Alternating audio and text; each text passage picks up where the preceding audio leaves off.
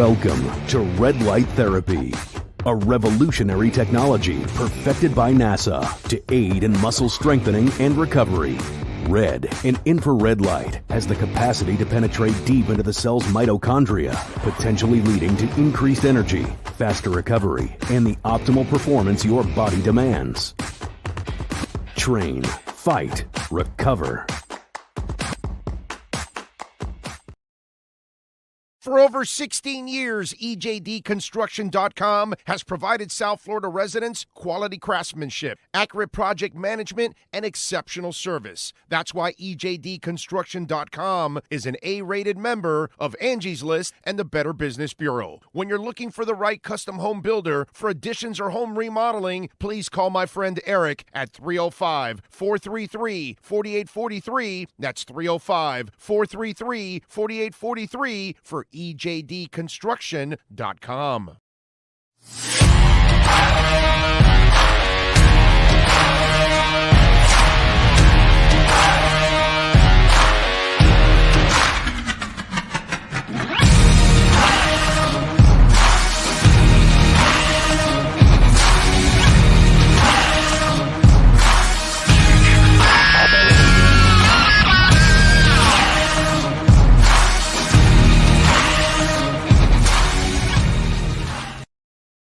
Viewpoint statements or beliefs expressed on the following program by the host, guests, or callers are not necessarily the opinions of FantasyXS.com, Media Group Inc. ownership, management, sponsors, or website. The Sports Talk 305 network is back. It's time to talk Miami Dolphins football with the greatest fan base in the world. EJDconstruction.com is fully insured, liability and workers' comp. Call Eric if you need a custom home builder or general contractor. 305-433-4843. This is the EJDconstruction.com Miami Dolphins Postgame Show on the Sports Talk 305 network. The show is mastered by Sean Stanley and Chad Shope. Here's your host, the Big O.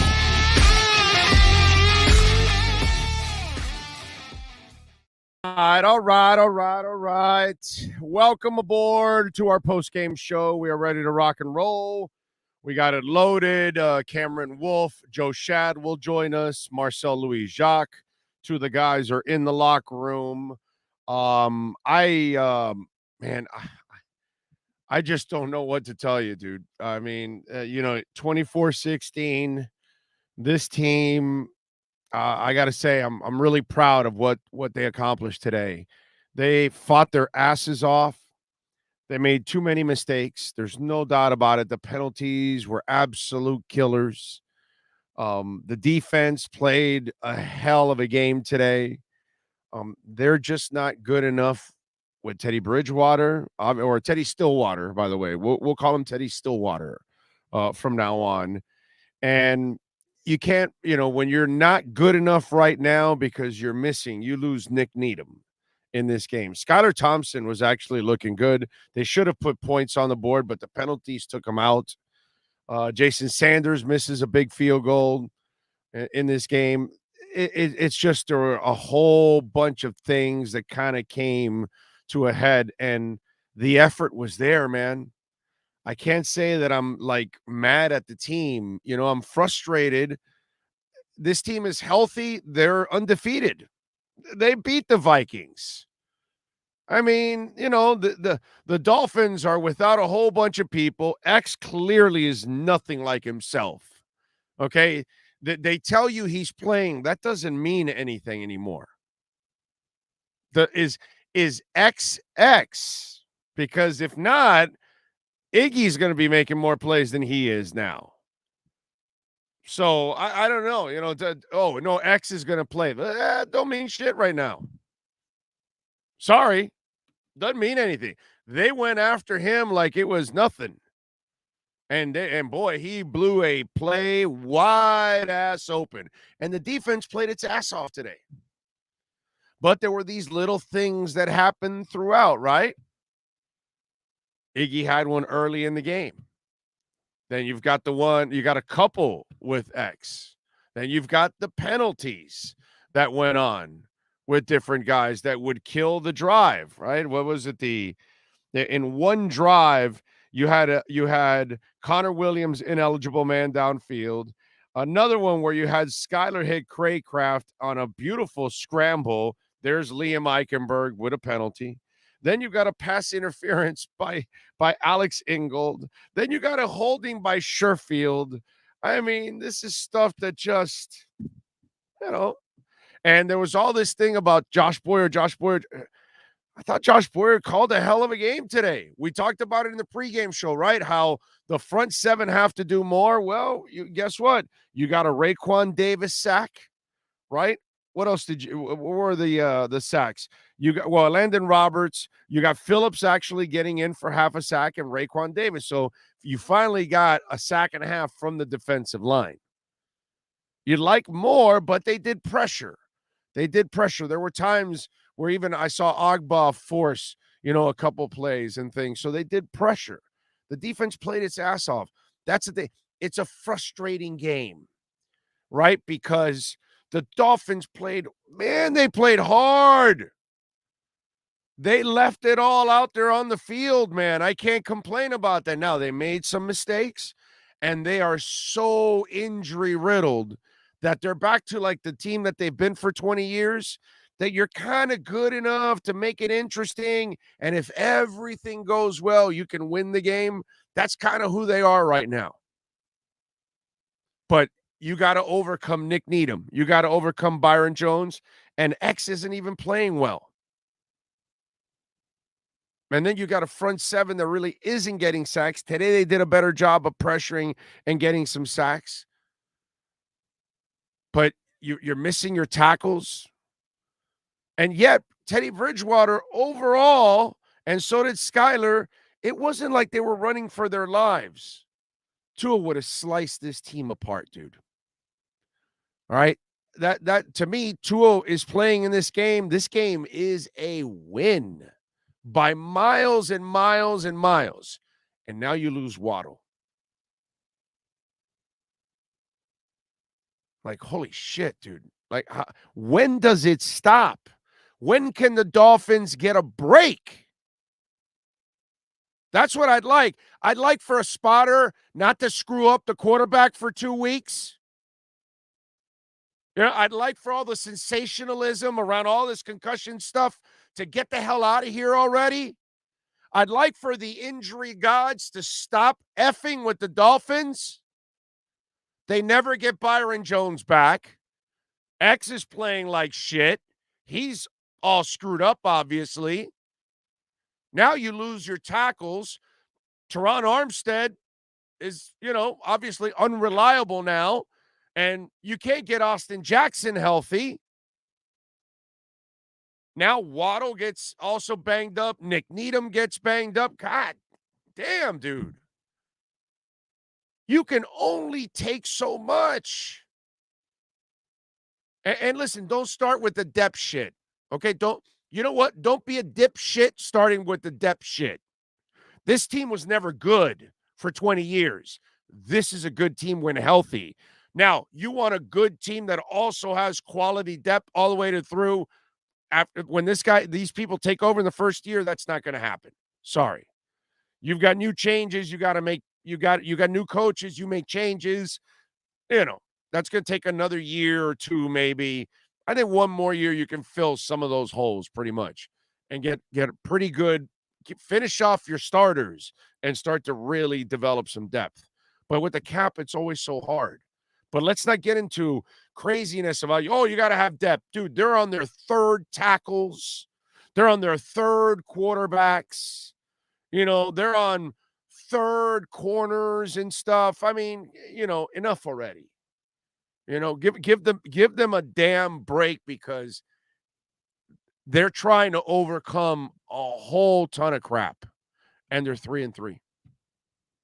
If you have your franchise quarterback, you're unfreaking defeated. So I hope you're appreciating that.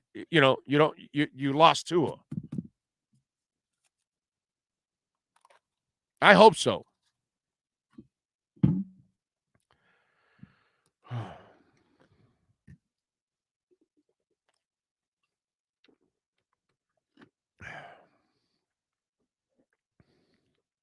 This is the day that Skylar Thompson passed Teddy Stillwater on the depth chart, by the way. Now, if Skylar is healthy with his hand and can get back to being healthy, clearly he's the number 2 quarterback now. Teddy Stillwater doesn't have the athleticism at all to move around. He doesn't have any strength whatsoever to fight off some kind of a tackle, arm tackle, something like that, which not that necessarily Tua is that, but he's got a little more escape out of him. But Skylar definitely is a stronger individual. Got a stronger arm. You can do more. You're too limited with Teddy. So I one thing that for me at least personally, I don't know, you guys can tell me there on the chat board, but as crazy as it sounds, I would have never thought this. But Teddy Bridgewater is great to be there as a hard drive. That's what Teddy Stillwater is right now. He's a hard drive. And he's a hard drive because he's incredibly smart. And he can read the defenses. He knows what's going on. But athletically, he just does not have it that you need in order to be effective as a passer in this league. Unfortunately, that's been the reality forever. Unfortunately, there's some of you out there that you use emotion as a decision, and because he's so likable, because he's so intelligent, because he's such a great dude, you're blinded by the obvious that he's just a guy. So Stillwater needs to be number 3 and be used as the information guy, the assistant coach to the coach. So Skylar is trying to figure things out. Teddy can help him decipher it. Things that Tua maybe still hasn't seen yet, Teddy can help him decipher that. But it is time athletically to move Skylar up to number 2, because he showed me that while he was in there, they were very capable of moving the offense. It was the incapacitated minds of the Miami Dolphins around him, because obviously they took a stupid pill and they started committing all kinds of mistakes. And they kind of killed themselves. It says Tyler didn't lead to any scoring drives. It wasn't his fault why he didn't lead any scoring drives. I can tell you that. And I think anybody that saw the game saw the same thing I did. You can do some stuff with Skylar. And you have the threat of going downfield and everything. Okay? And by the way, the line gave them time to throw today, even with backup tackles. The quarterbacks were not running for their lives. They had time to throw a lot of times. So how many sacks did they finally give up? And some of them I may not even have to. Some of them, I think it might have been Teddy, that he was just so slow and he really, couldn't get out of a play. It might have been. Let me look it up here, how many sacks that they ended up getting. They got 6 sacks. And I would say half of those, I wouldn't even blame the line for it.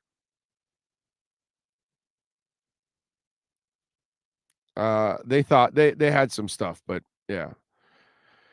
Teddy kept running into down. Teddy's just. I tried to tell you guys for a long time. I've tried to tell you guys. I had a guy who was like, "Oh, dude, you're being a hater. He's a local guy." And I'm like, dude, I get he's a local guy. It has nothing to do with it. Look at what really goes on. Look at his stats. None of his offense are ever explosive whatsoever. He can't even average 2 touchdowns a game.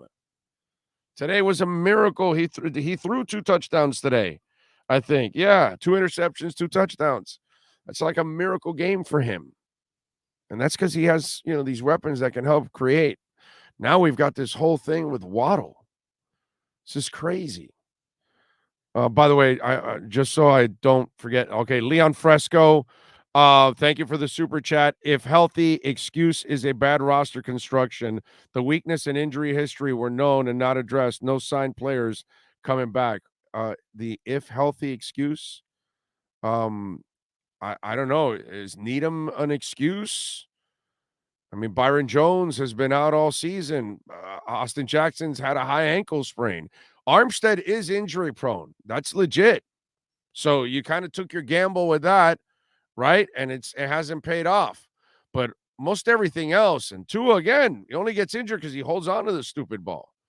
He really is not injury prone. He's prone to injuries because of his own doing, actually. But he's got to learn to hang on to the ball. But a lot of the injuries, two growing injuries. It's not even the knee, Leon. It's one growing, and then he got the second one because obviously he's overcompensating. And the injuries are a legitimate excuse. So I'm sorry. You don't want to give it to him. I'm going to give it to him. We disagree on that. That's the way it goes. But I don't expect people to be winning a bunch of games with the key. You're losing players at cornerback, at tackle, okay, and quarterback. Let me repeat that again. You're losing players at cornerback, tackle, and quarterback. It's impossible. Okay? Please make it a weak side linebacker. How about a guard? A tight end. Oh, now we lost the number one wide receiver now we're watching, Waddle. So that's 4 of the 5 most important positions. Okay? So just so you'll know, tackle, shutdown corner, number one wide receiver, and quarterback. Pass rushers left. Agbar Phillips. Okay? Leon? So those are the 5 positions you pay in football. I have to then, the next level, when you pay the next level, the other guys, they have to be super, super special. So when you're losing the 5 key positions in football, it is impossible to overcome. So you don't want to make it an excuse, but I'm making it reality. You call it an excuse, I call it reality. John C., thank you. Waddle came in for the extra point, I believe. Well, I don't know. I saw him hurting on the sidelines. I didn't notice that. Maybe you're right. Alex Gispert, thank you for the super chat, sir. Starting to believe Joe Robbie built this stadium and say, oh, stop already with that silliness, Alex, please. Please. The Marlins won 2 championships there, dude. It's the teams. The Canes haven't been special since the Orange Bowl. The Dolphins haven't been special since the Orange Bowl. It's the teams. The Marlins overcame Loria. He's a living burial site. He's the Walking Dead. He was probably the inspiration for all these zombie shows and movies. They looked at him and they said, oh my God, that is death. And it inspired them to make all these movies. So if Jeffrey Loria can win championships, okay, and he is the dead, come on, man. Enough with that stuff already. You can win there, but you got to be good enough. And the Dolphins and the Canes have not been good enough. This is bad luck. That's all right now. John C., there were at least 2 sacks where Teddy reversed outside right into the end. Yeah. Because Teddy can't. Dude, Teddy and my 87-year-old grandfather move about the same, and he's on a walker. Paul V., thank you for the love on the super chat. Remember, you can make a donation through Cash App and Venmo. We get the entire donation there. Cash Big O Show. That's Cash Big O Show on Cash App or Venmo. Or you can send Bitcoin too, by the way.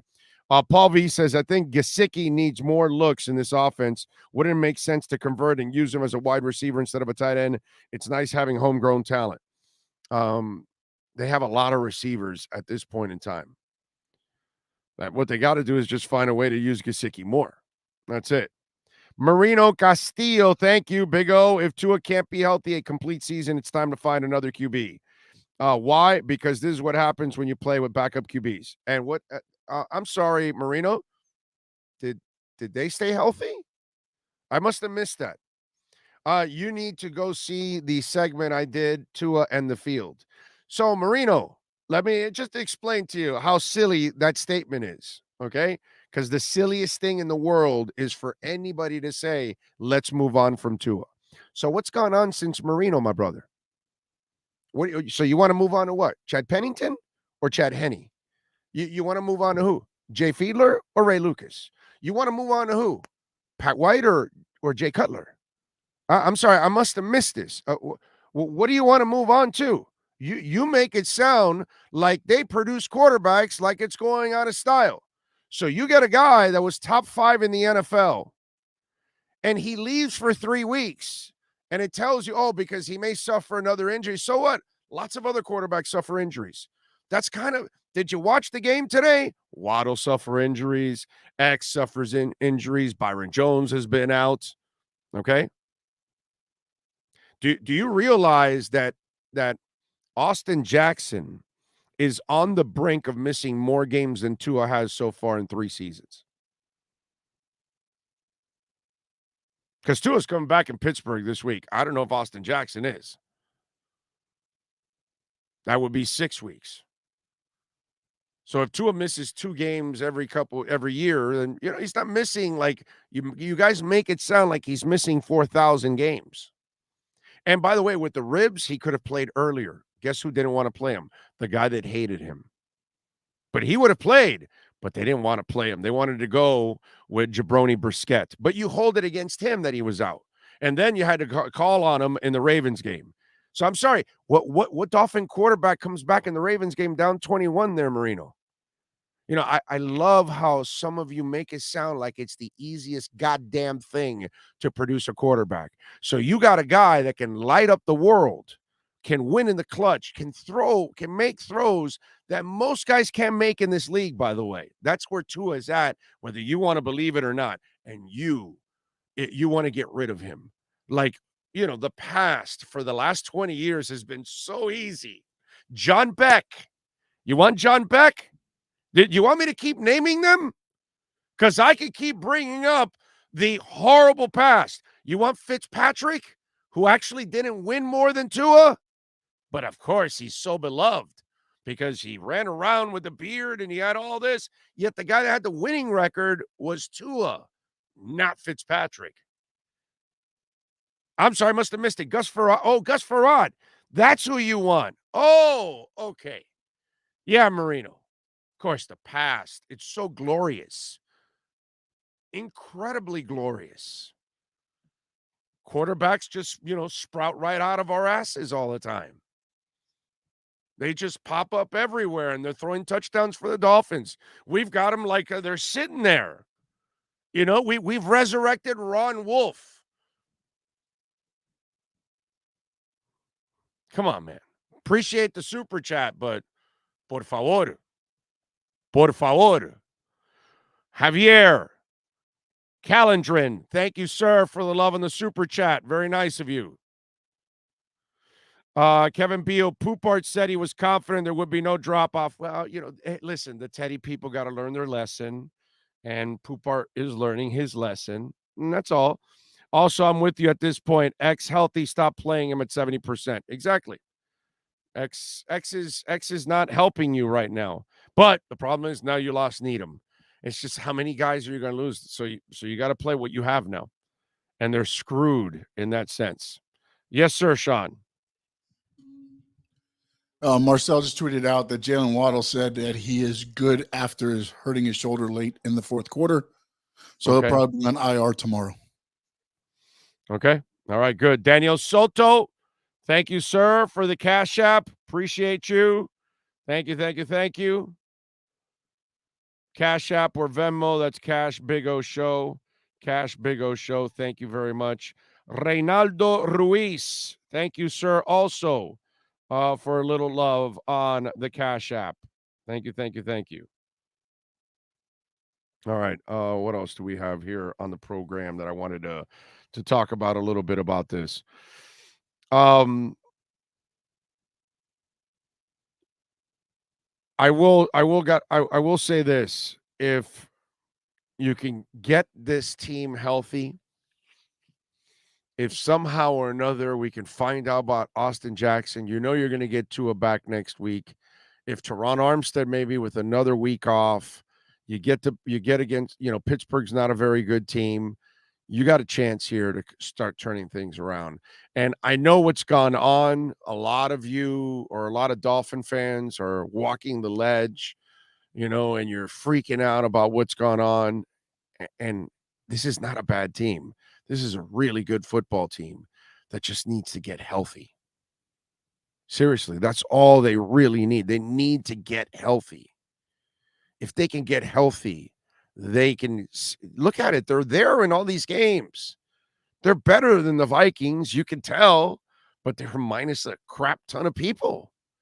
You got Kirk Cousins losing his mind on the sidelines, and we're playing with a bunch of backups here watching the Dolphins. Come on, man. What do you got, Sean? No, I wanted to say Kenny Pickett left with a concussion, so we're probably getting Mitch Trubisky next Even Sunday. better. That's even better. Oh. That's a turnover machine also permanently. So I like that. Fresco says, thank you for the love in the super chat. Bad signings. Bridgewater, Wilson, Armstead, Edmonds could have used that money and signed more line depth. Tua can't play behind this line. The line is actually not bad. It's Eichenberg that's really bad. Connor is top 10. Hunt is top 10. Armstead's top 10. Austin Jackson needs to get healthy. Eichenberg, I don't know if he has naked pictures of somebody or something like that, so I disagree with you. So Bridgewater's a bad signing, but then you overlook Skyler. Convenient. Edmonds, right? But then you overlook Mostert. I love how people play that. I'm sorry, Leon. I'm sorry. Who's the GM that hits on everything they sign? But if somehow or another you can hit on somebody else in that position to help you out, you got to bring that up too, Leon. It's called fair, my brother. Play the game right, Leon. Don't be lazy. Don't point out Bridgewater and then say, oh, yeah, but they did hit on Skyler in the 7th round. And he's pretty good. That's something you can build on. Bridgewater, I get it, experience, all that stuff. There aren't a lot of, older veterans that you pick up. There's not a lot of those. But again, you think they're growing on trees there in your world. Okay? Two sides to every story, my brother. When you're building a football team, it's a team. And how do you think it is that you have all these injuries and you lose by 1 score against a team that's way healthier than you are? But you no credit to that. It's actually, if they play a cleaner game, they give themselves a chance to win this game. That's why it's panic. It's panic city. This guy is the worst and they've done terrible. And meanwhile, if they're healthy, they're undefeated and nobody's saying a goddamn thing. Meanwhile, it's, the world is coming to an end, and it's really not as bad as my man here wants to make it out to be. Alex now says, send you a tweet. Have a blessed day, buddy.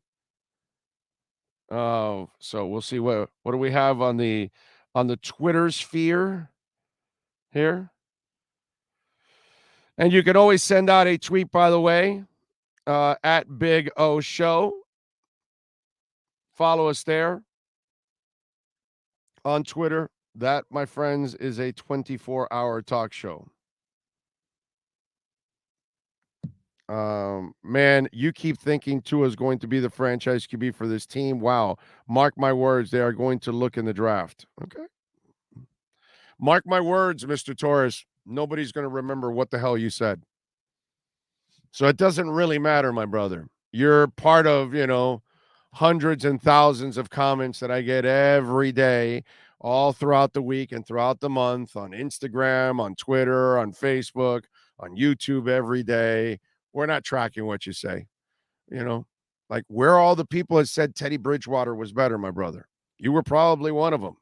Where are all the people that say Tua can't play? You were probably one of them, my brother.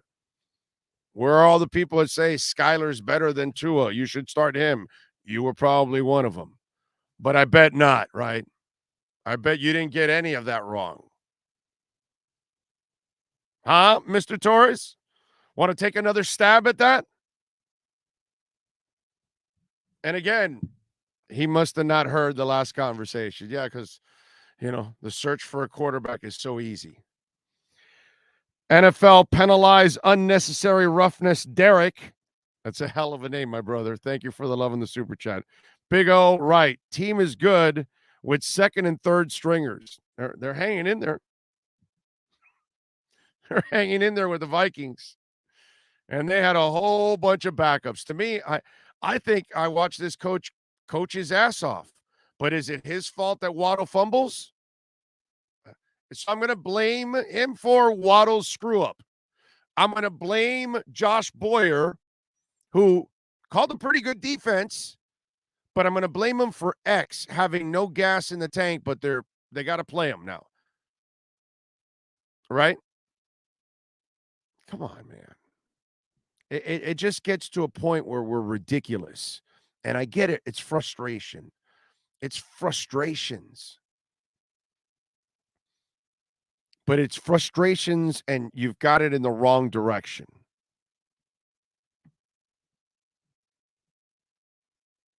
Alexander Rene Diaz, thank you for the love in the super chat. He says, after this game, all I'm hearing is fire McDaniel, fire McDaniel. Well, those are idiots. Those are the same people who would say fire Spo in Bumpgate. Remember those idiots? Where are they? Where are the fire Spo people? Oh, Spo can't coach this. And then after he wins with the big names, then Spo can only win with those names. And then Spo goes on to win with no names, all kinds of people. He hasn't won a title yet, but man, again, can't blame him in the bubble when Bam and Dragon goes down. I mean, they still took him to 6. Guys have freaking awesome coach. I love what I've seen from Mike McDaniel. Skylar Thompson looked prepared. A 7th-round pick looked competent out there, looked comfortable, looked aggressive, effective. That's coaching. That's everybody around him, but he brings athletically more to the table than Teddy Stillwater. Stillwater just doesn't bring it.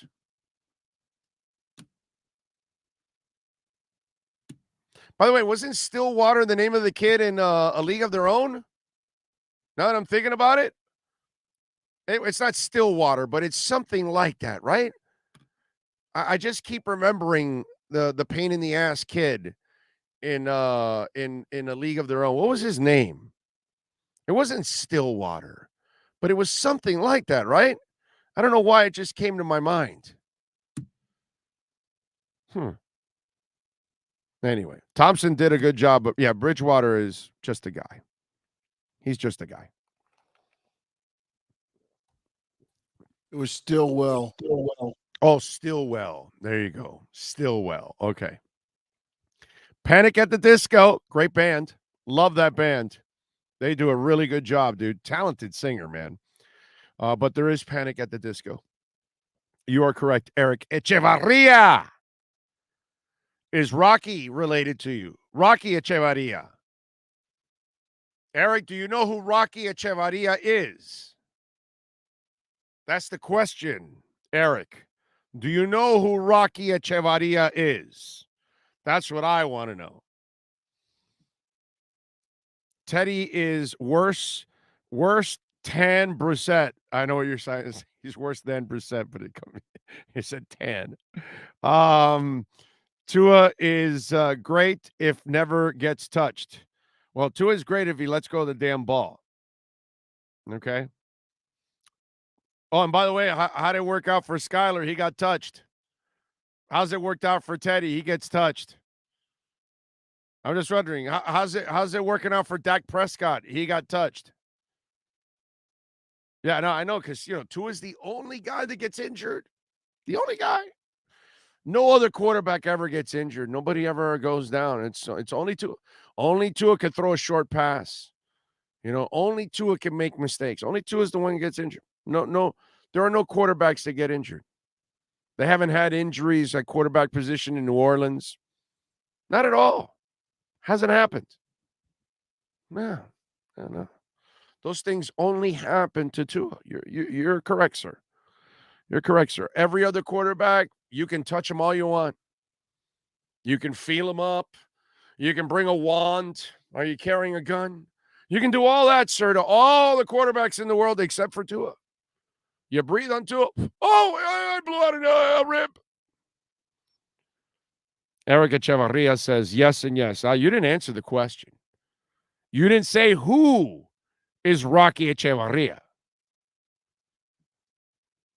But thank you for the super chat, my brother. John C. says Sanders is a concern. He issued one again and almost pulled the 44-yarder. No, the 44-yarder he made. But the other one, yeah, that was bad.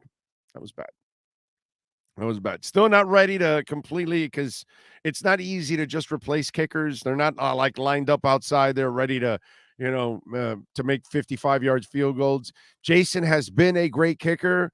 So you got to try to hang in there. You didn't really lose the game because of him today. You lost the game as a team today. You had a lot of injuries. You made way too many penalties and mistakes. You put yourself in positions that, that fumble by Waddle was brutal. Brutal. X, finally, you're playing great defense and you let him get behind you. Brutal. Bad mistakes. Penalties left and right that killed big plays, big gains. I felt bad for Skyler. Skyler would have put points on the board if it wasn't for the mistakes around him. The kid wasn't making the mistakes. Okay? Remember that. Skyler wasn't the one making the mistakes. DJ Gallagher, thank you, sir. Not playing conspiracy. Can the NFL pressure refs to call it closer versus a team? A little payback for bad publicity or crazy talk? It's just a crazy coincidence is what it is. I don't think they're targeting the team. Although I tell you what, early on, that was a safety. It was a safety. He was going down, dude. He was already in a grasp, going down when he got rid of the ball. That should have been a safety early on in that game. The Dolphins got screwed on some calls. I'll give you that, but DJ, the biggest screw is the injuries. If the Dolphins are injured, we're talking about an undefeated team kicking their ass. Okay? JB Smooth, Orlando thinks he knows everything. Smartest man in the world. Yeah. That's why you're tuned in, and that's why you comment, and you mentioned it. Thank you for stating the obvious, sir. I appreciate you, JB Smooth. And by the way, I also enjoy your work, especially those Caesars commercials. Great job by you, JB. Alex says Stephen Bauer. There you go. Now we're talking. True Fin Fan says, I missed your super chat. Bring it up for me, Sean, if you can find. I'm so sorry. I lose them in the chat board. Once they go, I don't see him again. He's the one that's got to pull them up. Thomas P. On the super chat says, elephant in the room, 3 weeks straight. Our starting QB has been knocked from the game. I know. And the Dolphins are in those games. I like what I've seen from McDaniel. Yeah, you guys wanted to find out about crap hitting the fan. He's done a pretty damn good job overall. I can't blame him for some of these mistakes. I have to lay it on the players on this one. I'm not blaming him. He had his team prepared. They had to make the plays. They called the right plays lots of times. You know what I'm saying? So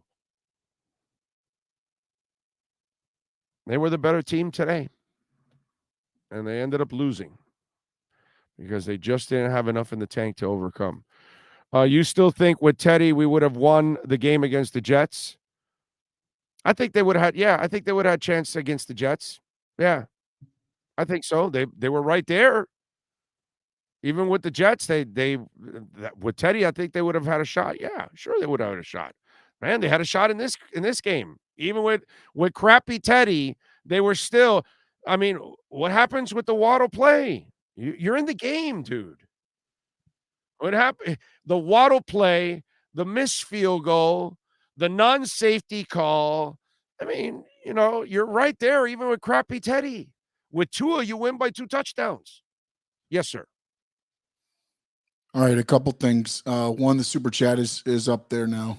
Tufan, if the franchise QB misses every 2 to 3 games, how are we better off than the bums of the past? Are we still not losing?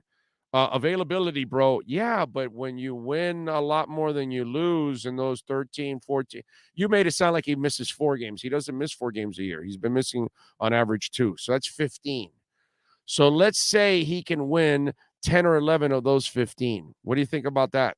What other QB you got doing that? You make it sound like the Dolphins can produce quarterbacks like they're coming out of style and that they've been doing that for 20 years. I'm not giving up on a guy that when he does play, he's playing top 5. By the way, you forgot to mention that. You forgot to mention in the first 3 weeks of the season, he was one of the 5 best quarterbacks in the NFL. And by the way, I'm insulting him. I'm pretty sure he was top 3. Like I'm not pretty sure. I'm 1,000% sure that he was top 3. So I'm sorry. You want to get rid of a guy that can play in the top 5 comfortably. Yeah, no, I'm not doing that. No, I'm not doing. I'm going to try to, I don't know, teach him how to get rid of the ball. Teach me how to Dougie. Teach me how to Dougie. I don't know. We got to teach him. Yeah, the guy's got to learn how to get rid of the football. Like I said, a shock collar. Shock collar. McDaniel stands on the sidelines, zaps his ass, get rid of it, that kind of stuff. So there you go. Detox 90. Dolphins aren't that good. Pretty simple. Yeah, it's that simple. They are. They are not that good. Most teams aren't that good without their franchise quarterback, starting tackles, or starting corners. But, I mean, hey, why are we going to leave the facts out? Coach McDaniel is not making excuses either. The season is not lost. We'll get back on track against the Steelers. Get me Tua. Get me a couple guys back. We're ready to roll. Let's go. Hey, Omar. They'll win this week. What does Omar say? No, Marcel is saying that Thompson didn't have the strength trying to hold the ball and was physically unable to return to the game. McDaniel said he definitely would have stuck with Thompson otherwise. Of course. And then on Teron Armstead and Austin Jackson, we're close to playing today, but the Dolphins decided it was in their best interest not to push through. Ideally, a week of rest will go a long way for Armstead in particular. Okay. All right. Yeah. So it looks like those guys are going to play next week. That's it. Sunday night, we'll see the boys back out on the field. They'll have their starting tackles. They'll have their starting quarterback back. Secondary, it's going to be a big concern right now with X definitely not healthy. So, and I don't know how X gets healthy if he continues to play. That's the scary part. Can I ask a dumb question? There are no dumb questions, but go ahead. No, I'm just saying you're versing Pittsburgh, Mitch Trubisky. I know we're banged up in the secondary already. I don't know after Needham goes down. I don't know. I'd have to look through to see what the mash unit looks like. Would it be better to sit X for this Sunday night game with Mitch Trubisky? I mean, just to give him a week. I mean, Well, the problem I would have told you yes if Needham was healthy. But holy crap, Kohu inactive too. That's the thing that worries me too. And Kohu is also inactive. I don't know what his injury or what was because I haven't seen anything about Kohu except for the inactive. I never saw anything that he was injured in practice or anything sick or nothing. So crazy stuff. Manny J. Snow, he says, number one, thank you, sir, first of all, for the love on the super chat. Very nice of you, Manny J. So he says, number one, there's a drop-off in the offense when Tua's out. I mean, is there any doubt? Right, Manny? I mean, it's like Tua's here, right? And then when you get to Stillwater, it's like, oh my God, we're under the sewer. Anyway, number two, Tua has to realize how important it is to our team. Number three, Teddy is ready to wear a sleek Cuban hat and guayabera and sit on the table in front of the bodega playing dominoes and tell stories about his good old days. Yeah. Pretty much. He's a clipboard holder now at this point. He's the guy you get to help coach, to help pass on knowledge and stuff. And I think, like I told you, Manny, you and me are on the same path here. He's a hard drive at this point, is what I said earlier. He's just a filter of information for Skyler and for Tua. And that's it. That's what he should be. But I told you this in the offseason. If you're counting on Teddy to bail you out, you have no idea what you're talking about. That's all. And there's a lot of people that just, look silly talking about that stuff. I mean, come on, man. How many of you are going to admit that you were like incredibly dumb thinking that Teddy Bridgewater is better than Tua? Leon is back. Again, thank you, sir. He says, Big O, reason I'm frustrated is I want to have a team built with an 8-man offensive line that could run the ball in situations like this. I'm with you, my brother. It's frustrating. It's frustrating. But I'm not going to lose my mind here and start blaming people when I saw the Dolphins lay it on the line, as Rat would say. All right? And they played their asses off. Yeah, they made mistakes. They lack talent now. They keep seeing another guy go down and another guy go down, and it looks like maybe Waddle's injury was just maybe a stinger or something like that. Thank the Lord. Tough son of a bitch, by the way. That kid is tough. People don't realize coming back from that foot surgery, he didn't miss any time. And so it's I feel all your frustrations. I feel them all. But pointing fingers right now is not the right thing to do. Okay? The front office has done the best that they could do. The coaching staff is doing the best that they can do. Players individually, some of them have got to do a little better. Okay? Waddle cannot have that brain fart. And really, if you look over the first 6 weeks here, a couple of weeks ago, he had a game where he had like 170 yards, whatever, 50 yards, whatever. And he had a couple of mistakes in those games. He has a couple of those brain fart moments, by the way.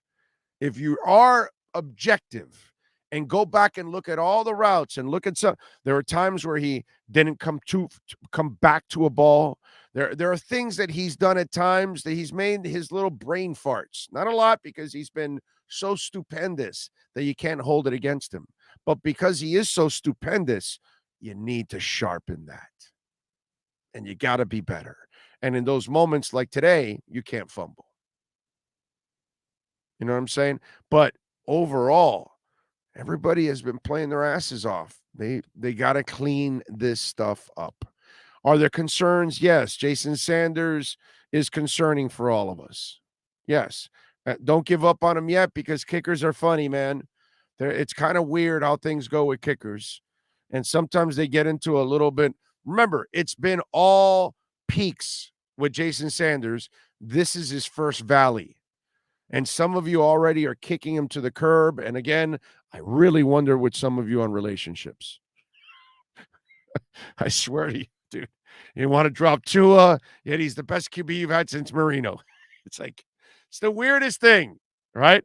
You lose a couple games, Mike McDaniel needs to get fired. It's like, what? What are you talking about, dude? You know, I see people that still think that Connor Williams should be a guard. And like the guy's been one of the best centers in the NFL.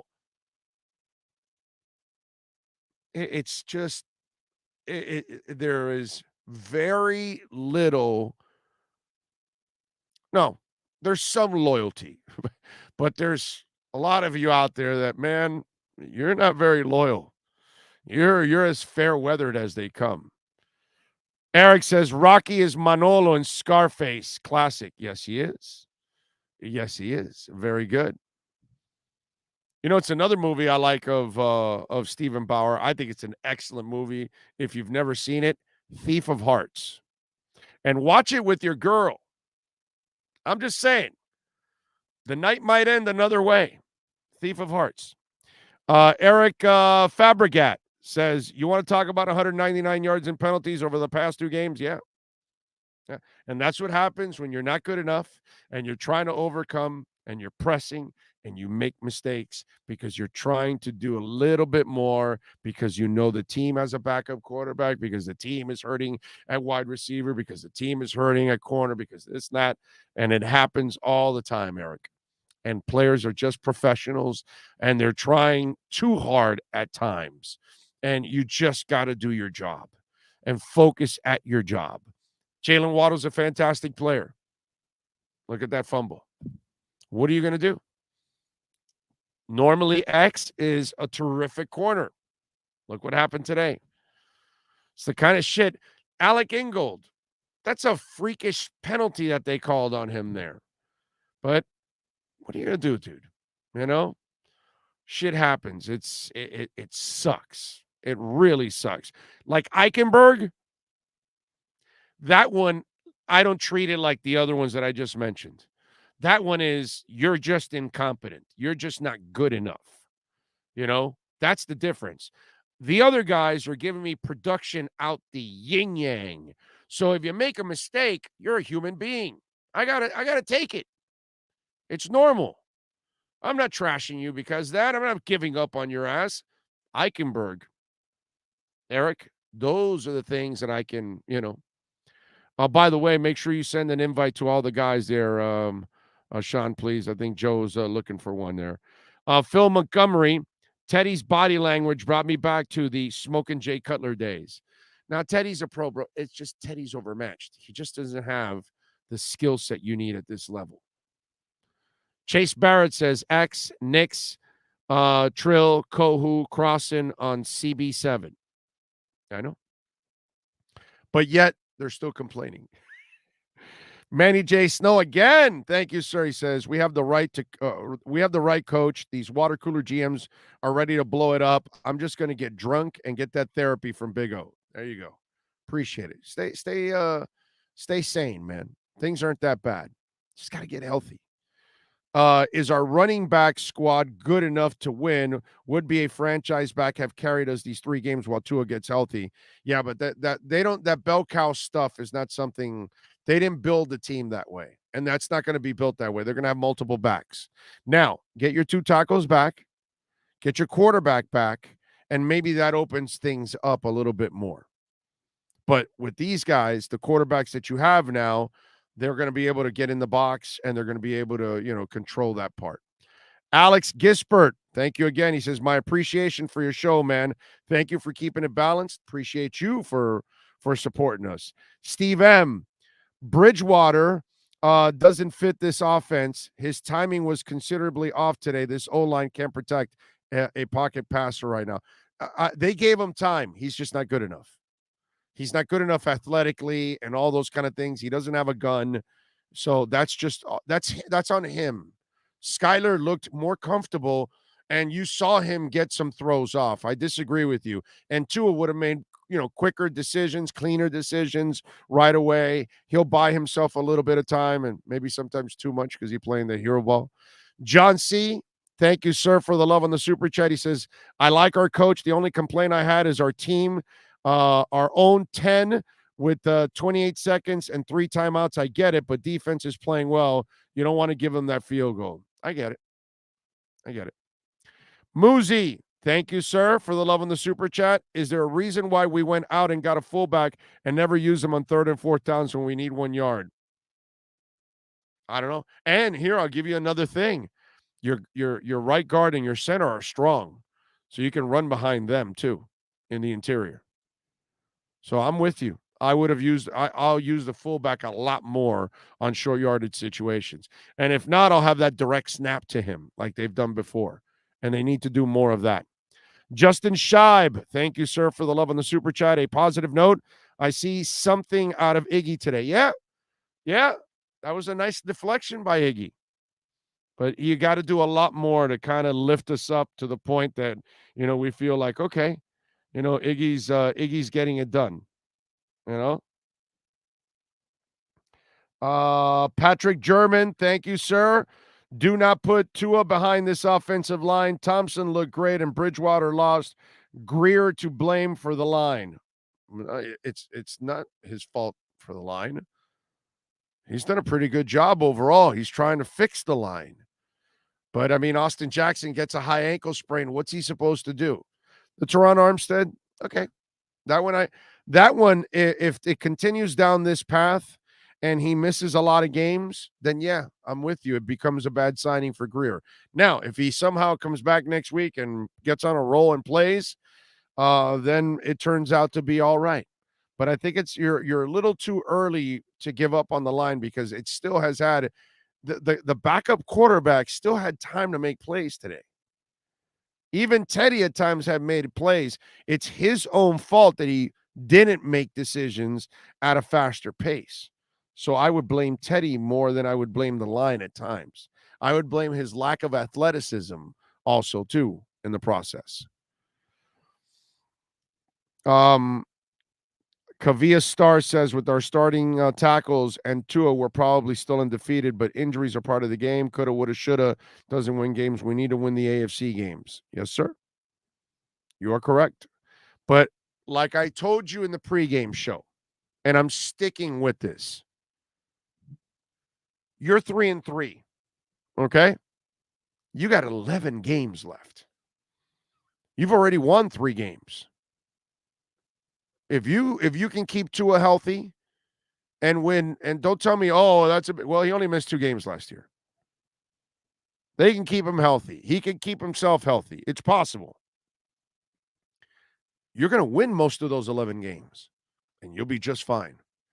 But I'm telling you, you guys will relax, kick back. You might even, if you're at least a human being, you might laugh at yourself down the line. Say, yeah, I overreacted. They're healthy now. They're a different team. It's tough, man. All right, let's get to it. Let's get to a little Miami Dolphins football.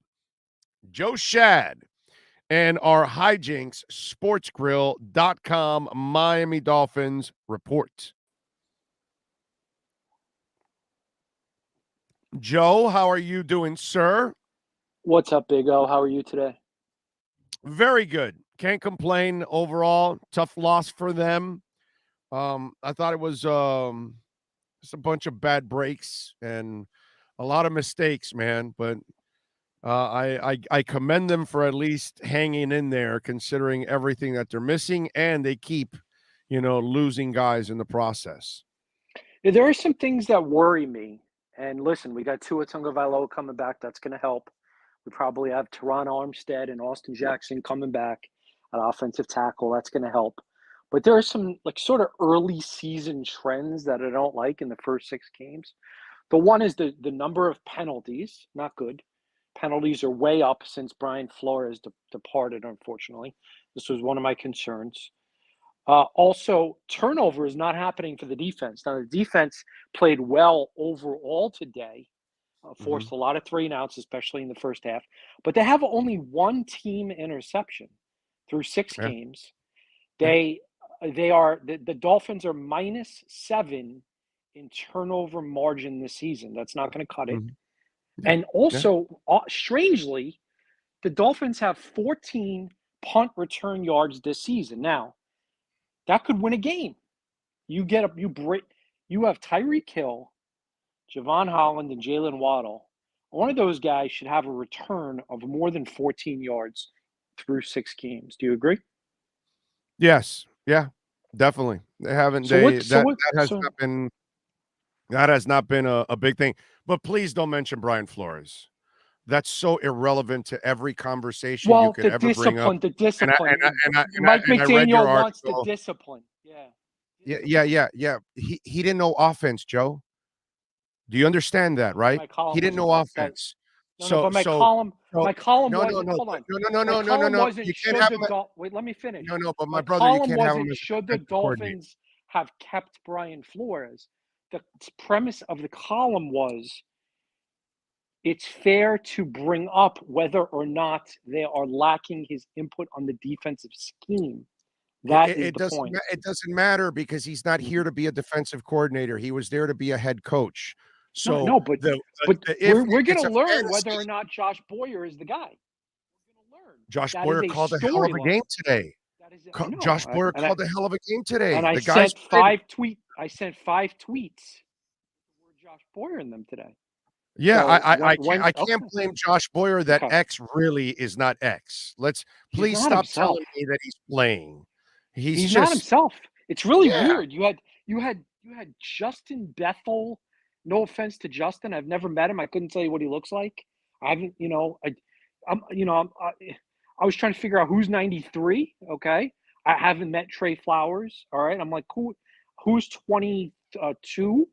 Okay, 23, 22. Crossan? No, Yeah. 27. Like, there's Crossan. guys out there. All right, but this is my point. And yet they're throwing at Xavier in the end zone. What is that? And Well, 'cause yet he's not they're throwing a deep pass to Justin Jefferson, one-on-one with Xavier. So the question I have for you is, why are they playing Xavier? Well, Why they not? ran out of Why corners. not There's just Justin Bethel out there. why not just rest him and let him get back to healthy? Because there's no way he can get healthy if he keeps playing like Now this. they're screwed. How's he going to keep? He's got to keep tweaking that Listen, stuff. you have no Byron Jones. I get it. Coach, I get it. listen, Dolphins coach Mike McDaniel just announced that he believes Nick Needham has either an Achilles or a high ankle.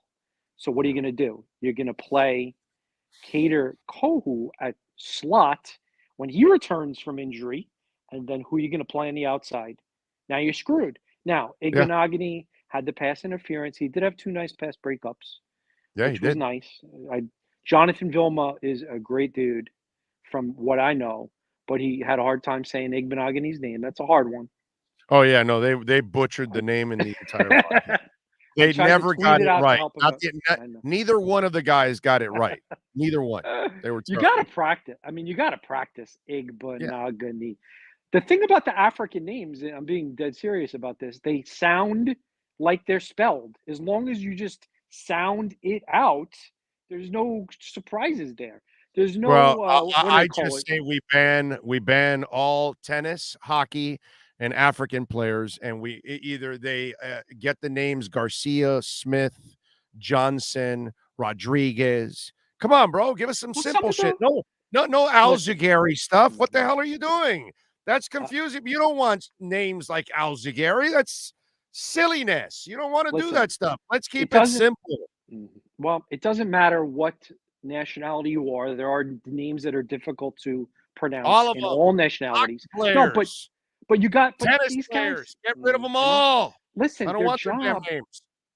Listen, they're the broadcast team. It's not like this is a guy who there's no chance to play. All right, I mean, even without injury, Igbenogany was probably going to play. So I'm just saying, He's you gonna got play now. Yeah, I know. He's gonna play now. I know. They have no choice And now. Vilma Hey, listen, killed him. it's fine. Listen, it's time to crap or get off the pot anyway. So you got to find out. And here we go. He made a couple of plays today, and last week he didn't play that bad. It's just the trip. Yeah, Everybody bad. kills him for the trip, which is not really a bad play. That was a mistake by the poor kid, bro. Come on. So this Skylar Thompson Teddy Bridgewater thing is interesting.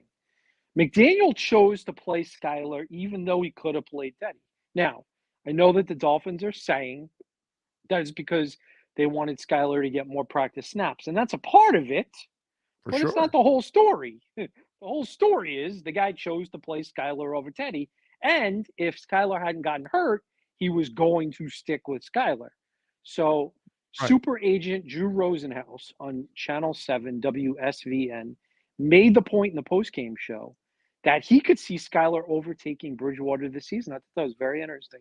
Well, I thought it was very interesting when I actually tweeted out before his ass, and you saw it during the game, that this is the day that Skylar Thompson passed Teddy Bridgewater on the depth chart. So, like always, most of you are all behind me. So it's all right, bro. Well, I have to be honest. I missed your tweet. I would have credited you for the tweet had I seen it. It's all right. Barry Jackson does the same bullshit. I break Channing Tindall gets drafted by the Dolphins, and he puts that me and Albert Breer.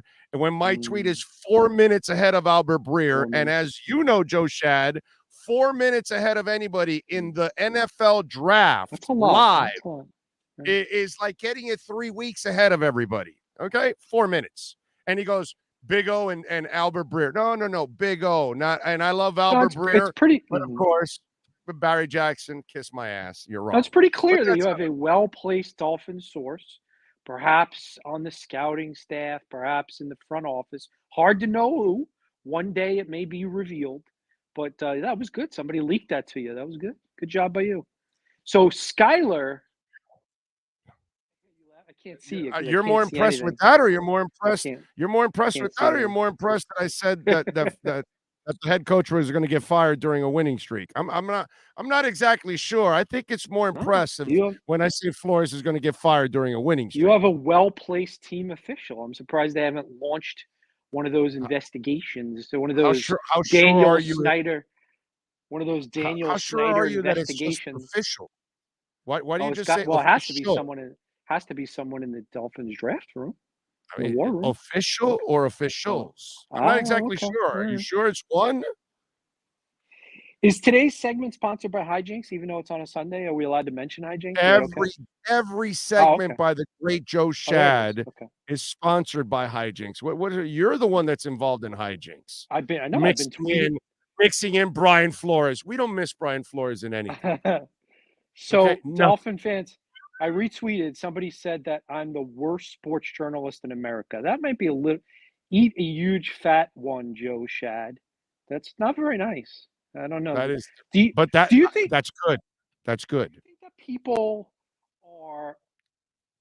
You don't want everybody to love you, Joe. But do you think that they take their anger out on Twitter, or do you think that there are, just to be honest, many Americans who are very angry, like they just hate their lives and they're just angry? Okay. Yes. No, but think about now, Joe. Now you got to think about this, okay? Because the one thing that happens to a lot of people in the biz, right? And when they come down here, if you didn't grow up here, then you're not really a Dolphins fan. Okay, so then you don't live the life of the last 20 years post Marino with all these bad coaches and front office and all that. And then this year, you actually have a pretty damn good team if it's freaking healthy. And then every week you're watching your quarterback get knocked out. You realize every week their quarterback gets knocked out. They're starting.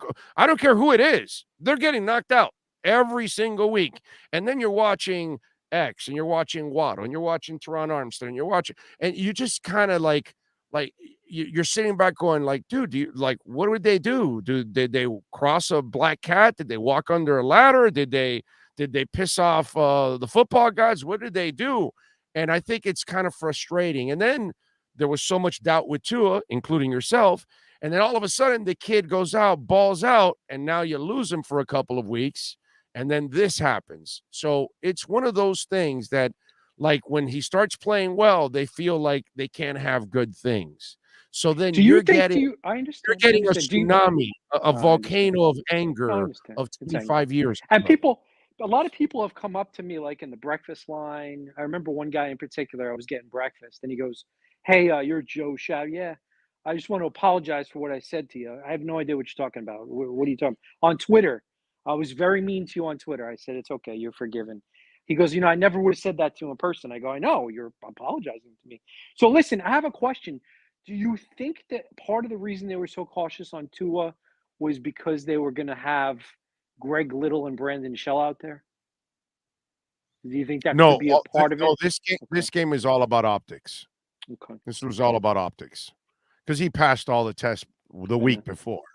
And so, really, it's just a bunch of bullshit. They're just going through the optics because the news is now. It made it a little easier, though, right? Because, my goodness, Liam Eichenberg, Greg Little, and Brandon Shell did not have a good day. And can I ask you something? Does Liam Eichenberg have pictures? Does he have naked pictures of people? Well, they got to give him a chance. Why is Robert Jones they traded Michael up for Dieter? him. I know. Well, Dieter probably doesn't fit the offensive scheme very well. He's more of a power guy than a zone guy. But try it. Try it. I know. Try it. Try Robert Jones. Maybe try Robert somebody, Jones. bro. He's clearly the one guy that is the. Because let me tell you, man, Connor's done a marvelous job. Hunt is terrific. And obviously, I think Liam is the worst rated guard in the NFL. It makes me sad because he's a nice kid, but it's not going well. I think he's a tackle. He's not a guard. I don't see him as a guard. I see him more as a right tackle than anything else. It's That's very what a lot. strange. He had That's 30 what a lot games of with 0 my sacks. scouts have told me. By the way, He had 30 They games saw- with 0 sacks. it's 0 bad, sacks bro. at Notre Dame, and that's not the case in the NFL. It's different. Yeah, no, but listen, hey, it's listen. I am hoping to return to the Dolphins locker room on Wednesday. I'm right. going to ask guys about Brian Flores. Get ready for it.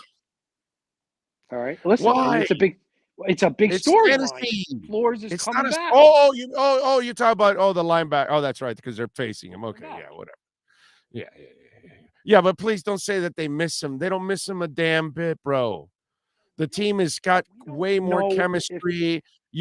All you did was complain People about that misunderstood. robot. People misunderstood. It wasn't do they miss him and should they have kept him? It was, is there a chance that his scheme, pregame and in-game adjustments were good? You see what I'm saying? The planning and the scheme. Because you know there are Dolphins players and coaches who have said Flores took a larger involvement in the second half of last season. You know that. You know that's true. And reports also were that he wasn't even talking to his coaching staff in the second half of the season. So I don't know how you kind of do that, but whatever. And so then you're calling. So then you're calling the current defensive coordinator a liar. Nobody has said that Flores took No, you did. play No. No, You said that more he had more involved. Josh Boyer made it be known that he made the calls on that defense, not play caller. Flores. So you're saying when your boss, if my boss, had, hold on a second, if my boss, what happened today? He says to me and a few of my peers, we lost you there. There we go. If your boss, you faded it. If my boss says to me and our Hal Habib, hey, I want a Waddle story. All right. We're the ones writing the story, but you can sure as hell bet there's going to be a Waddle story. You get what I'm saying? I get you. Okay. I get you. But you're saying that he had a control of the defense, but Josh Boyer said clearly, he stated he made the calls in that defense in that second half, not Brian Flores. So you're saying Josh Boyer is not being truthful. No, I'm not saying Josh Boyer wasn't truthful. He was the defensive play caller. I'm telling you that there are coaches and players who have said that Flores increased his involvement. That's it. So that is going to be a storyline this week. Did the Steelers win? I don't even know. Did the Steelers win? Are they playing today? I don't even know. Did the Jets win? I haven't know. Yeah, the Steelers lost, I believe. No, the Steelers beat the Buccaneers 20-18. Oh wow. Okay, they hung in there. Okay. Wow. Because I know the Steelers. Yeah. But Steelers beat Tom Brady. Mm-hmm. Steelers beat Tom Brady, who didn't even bother to show up for the walkthrough because he was hungover from Robert Kraft's parties.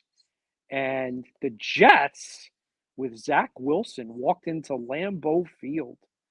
Man, AFC East is tough. Yeah. Or the Tampa Bay Buccaneers are overrated, and so are the Green Bay Packers. Now that they've lost, Devontae Adams. Robert Tonyan was their leading receiver. He had 10 receptions for 90 yards. After that, it was Lazard for 76. So by the way, might the 49ers lost today. 49ers lost today, so that's the one positive thing from today. The Dolphins improved their draft pick status. Maybe they can draft a left guard with the 18th pick. Yeah, and by the way, the MILF Hunter was 10 of 18 for 110 yards, no touchdowns, no interceptions. He scores a lot more off the field than he does on the field, apparently. So they must have won on defense and other things, because offensively, I'm looking at it, they produced 2 touchdowns on the ground. That's it for the 27 points. So I'm going to talk to you next Tuesday and Friday, and we'll see if I'm up for it. Maybe I'll come on camera Friday. We'll see. All right, you got it. We'll see you on Wednesday. We'll be there. We got a big question we got to ask Tua. So Okay. we'll be Oh, I there. know what it's going to be. It's going to be a long question, and it's going to involve all sorts of details and specifics about not getting rid of the football. I know. Exactly. I'm ready. I'm ready for it. Yeah. I'm not going the sensationalistic approach like most of you are going. Oh, Big O is no way sensationalist. No, I'm realistic, not sensationalistic. I'm realistic. Get rid of the ball, kid, and you will avoid a crap ton of grief. That's all I got to tell you. That's it, dude. Get rid of the football, please. So we'll ask him All right, that. man. Talk All to right, you soon. what are you working on the post so folks can check you out tomorrow, my brother? Go to the Palm Beach Post's website. I posted some reaction to the Dolphins' loss, where I get into the defense, the offensive line, the defensive backs, the quarterback play. Check it out. My takeaways on the Palm Beach Post website, and follow me on Shad Joe on Facebook and Twitter and That's right. Instagram. And I look forward to your apology to Josh Boyer on Twitter from calling him a liar on the show. I said like 5 nice things about the guy. All right, see you, bud. You got it later. That is Joe Shad. Follow him on Twitter as Shad Joe. Yes, I love the boss balls. That's just the way we do things here on the show. No, it was not Zach Wilson. Breece Hall is the one carrying that team. I know, Ken. But, the writers, they're beat writers. They're not really following the rest of the league a lot of times. I don't know if you know that. Like, Ira Winderman is not human. He's not normal. Okay? Very few writers actually really truly follow the entire league that they're covering. They usually follow the team that they're covering, kind of the rest half-ass. Only Ira, you could talk to him in depth about baseball or basketball or football or hockey, and he's going to follow the whole thing. Jason Cole was another one of those. But most of the writers that I've met over the years, they're heavy into their team beat, but not heavy into all of what's going on in the league.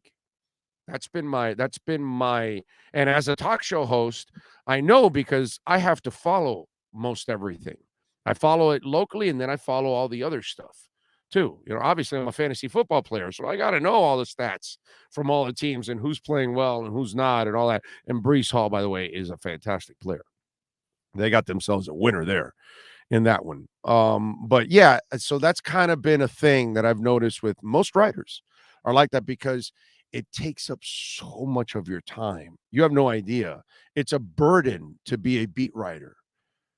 You engulf yourself in everything that the team does on the field, off the field, PR, everything. You go to their hospital things, you go to their food drives and all that. Why? Because that's where you then get them on the side for an interview, because you get them away from the locker room and all that kind of stuff. You have no idea how time-consuming it is for beat writers. So it puts a burden on them in order to follow the rest of the league. Yet, again, Ira Winderman is not a normal human being. He's not. Jason Cole, not a normal human being. Okay? What other writer do I remember that was like good? Not a lot. I'm trying to remember. I can think of one that really follows all leagues and I can have conversations with him or her about everything going on. It's not a lot. It's actually not a lot. That's why you see Stephen A do all kinds of stupid ass shit on the air, because he doesn't really know. Yes, sir. What's up? You said Poupart too, right? Or is that just hockey? Poupart, that bastard is not normal either. That's the other one. Yes. Very good job by you, dude. Poupart's the other one. Although Poupart's lost a little bit of baseball like me, that you've lost interest in baseball, but Poupart is also not normal. That's another guy. Knows his hockey better than most of us, of course. He's Canadian, eh? And then obviously he follows football through and through the whole league and stuff. So yeah, he's one of those guys. Barry probably, because Barry's not on one beat. Barry's on everything. Barry's half of the Herald newspaper sports page. Okay. Let's see. What else do we have? I'm not a writer and only follow Miami for anything. No idea what goes on outside of Finns, Canes, Heat, and Panthers. That's VLKV, my friend. You're the norm. I want you to know that you're not abnormal. You are normal, sir. I want you to know that. Okay? That's why I told you. Ira Winderman, not normal. Jason Cole, Alan Poupart, these aren't normal people. They're not. They follow it all, dude. It's impressive. Impressive. Most of the writers that I've run into, I can only usually talk to them about the beat that they're on and casually about the league that they're covering, but not in depth about the league that they're covering or other sports. So, but again, they don't have to. It's not their jobs. See what I mean? Whereas if you're a sports talk show host, you kind of got to follow as much as you can and keep up with all kinds of stuffs. We are awaiting Cameron Wolf and Marcel Louis Jacques, by the way, to join us here on the program. You want to reach out to us on the Welt and Rayom text line. You can do that at 855-912-1056. That's 855-912-1056 on the Welt and Rayom text line. Yes, sir, Sean. No, I say Marcel should be soon. He's walking out to the car now. Okay. All right, not a problem. Marcel is too busy watching the Bills game. Yeah, that's probably what's going on. He's probably going to put the Bills game on hold and then join us for a couple minutes. What he's doing right now is he's wearing the red, white, and blue pom-poms right now. He's got a Jim Kelly helmet on. And so now he's got to take off the Jim Kelly helmet. He's got to take off all the red, white, and blue and stuff. And then, he's got to get into his slick look because, he's going to look slick. He went to a game. And so he's going to show it off, all that, do the interview with us. Then when he shuts it down, goes back, puts on his Jim Kelly helmet, gets the red, white, and blue, pom-poms going, and, life is back to normal again.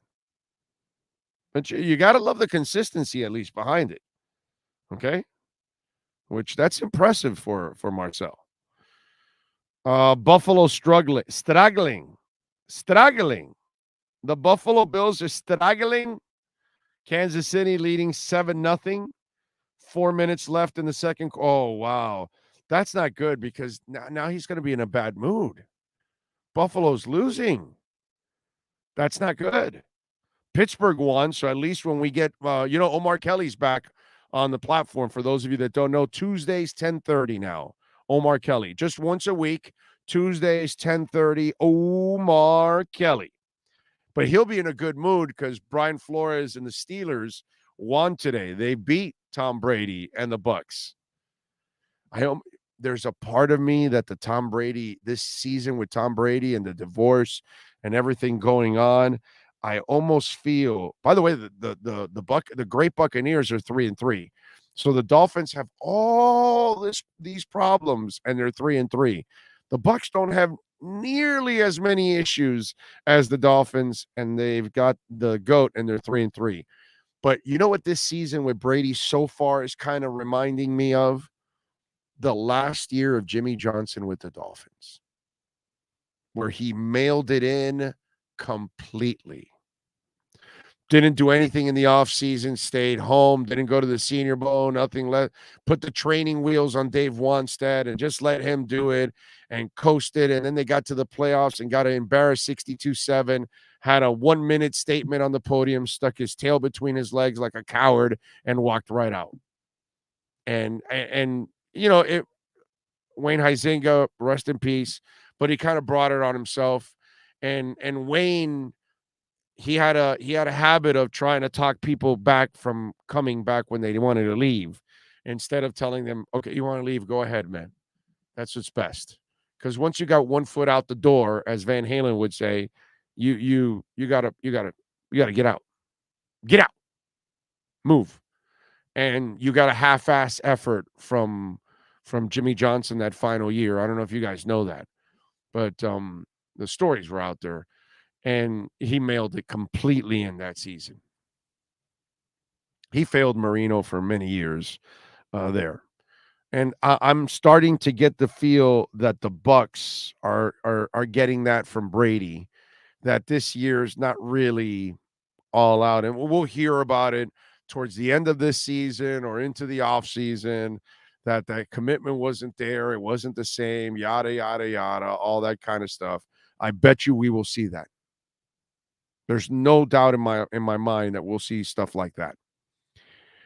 Big O, a friend is trying me how is telling me how ESPN is saying how they already thin 49ers have lost 2 more starters and nothing about the Dolphins. Even he noticed the double standard. Yeah, it's all right, bro. It's all good. Manny J. Snow in for a super chat again. He says, fact is that if we played a clean game, we would have won this game, and that's the fan base is feeling frustrated. Win next week, and we're back. Exactly. Now, next week, you got to win. Next week, we will lose our effing minds if two of the tackles are playing and you don't win that game when you're better than the Steelers.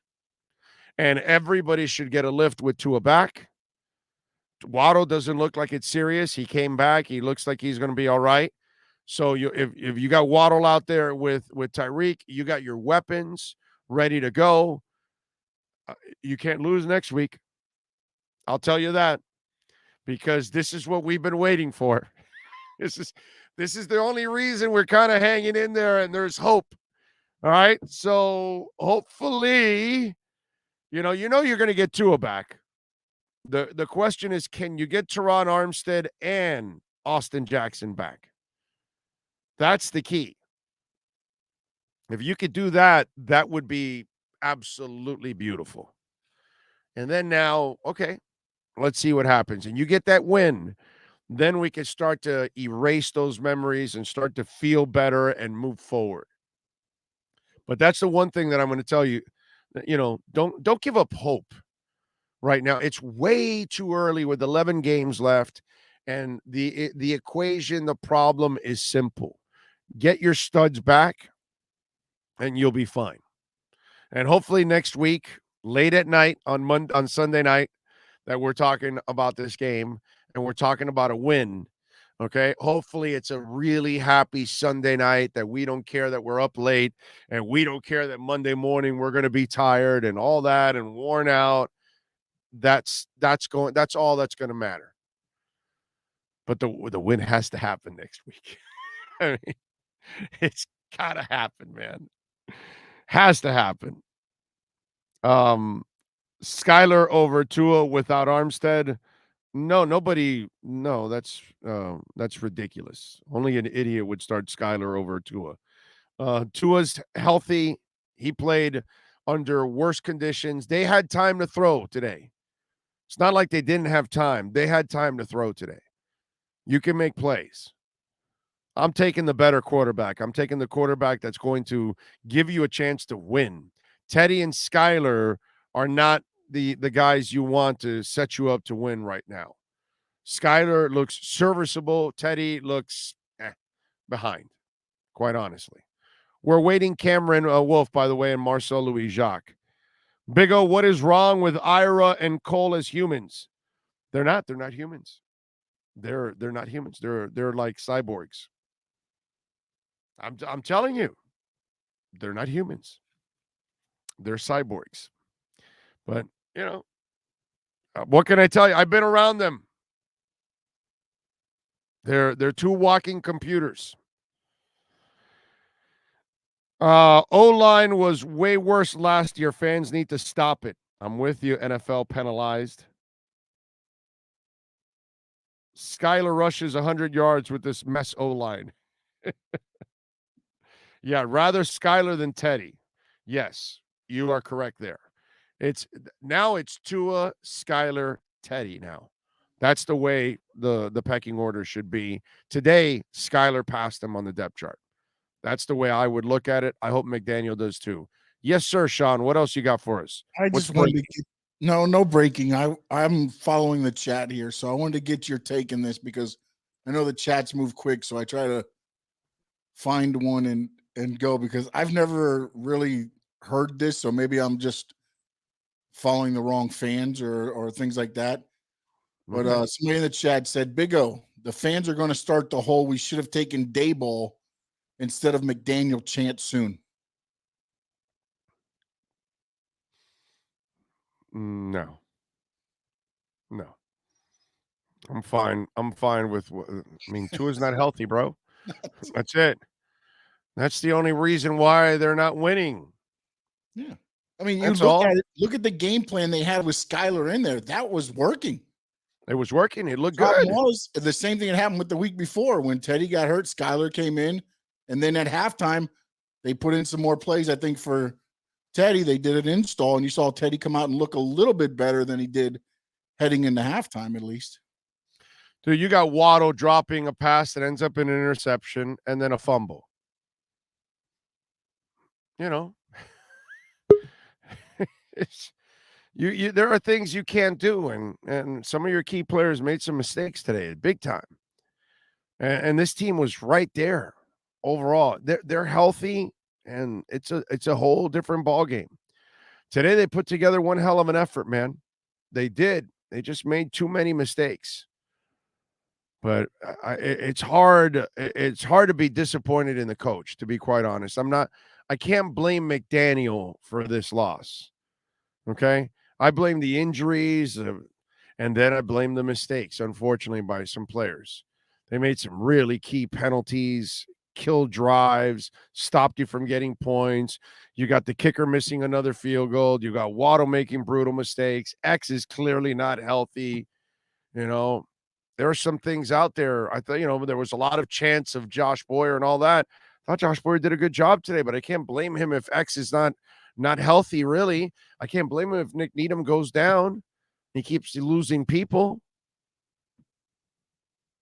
So it was a tough one, but I don't think it's one where you lose your mind here. I think overall, this is a team that if they can get healthy, a lot of things would change.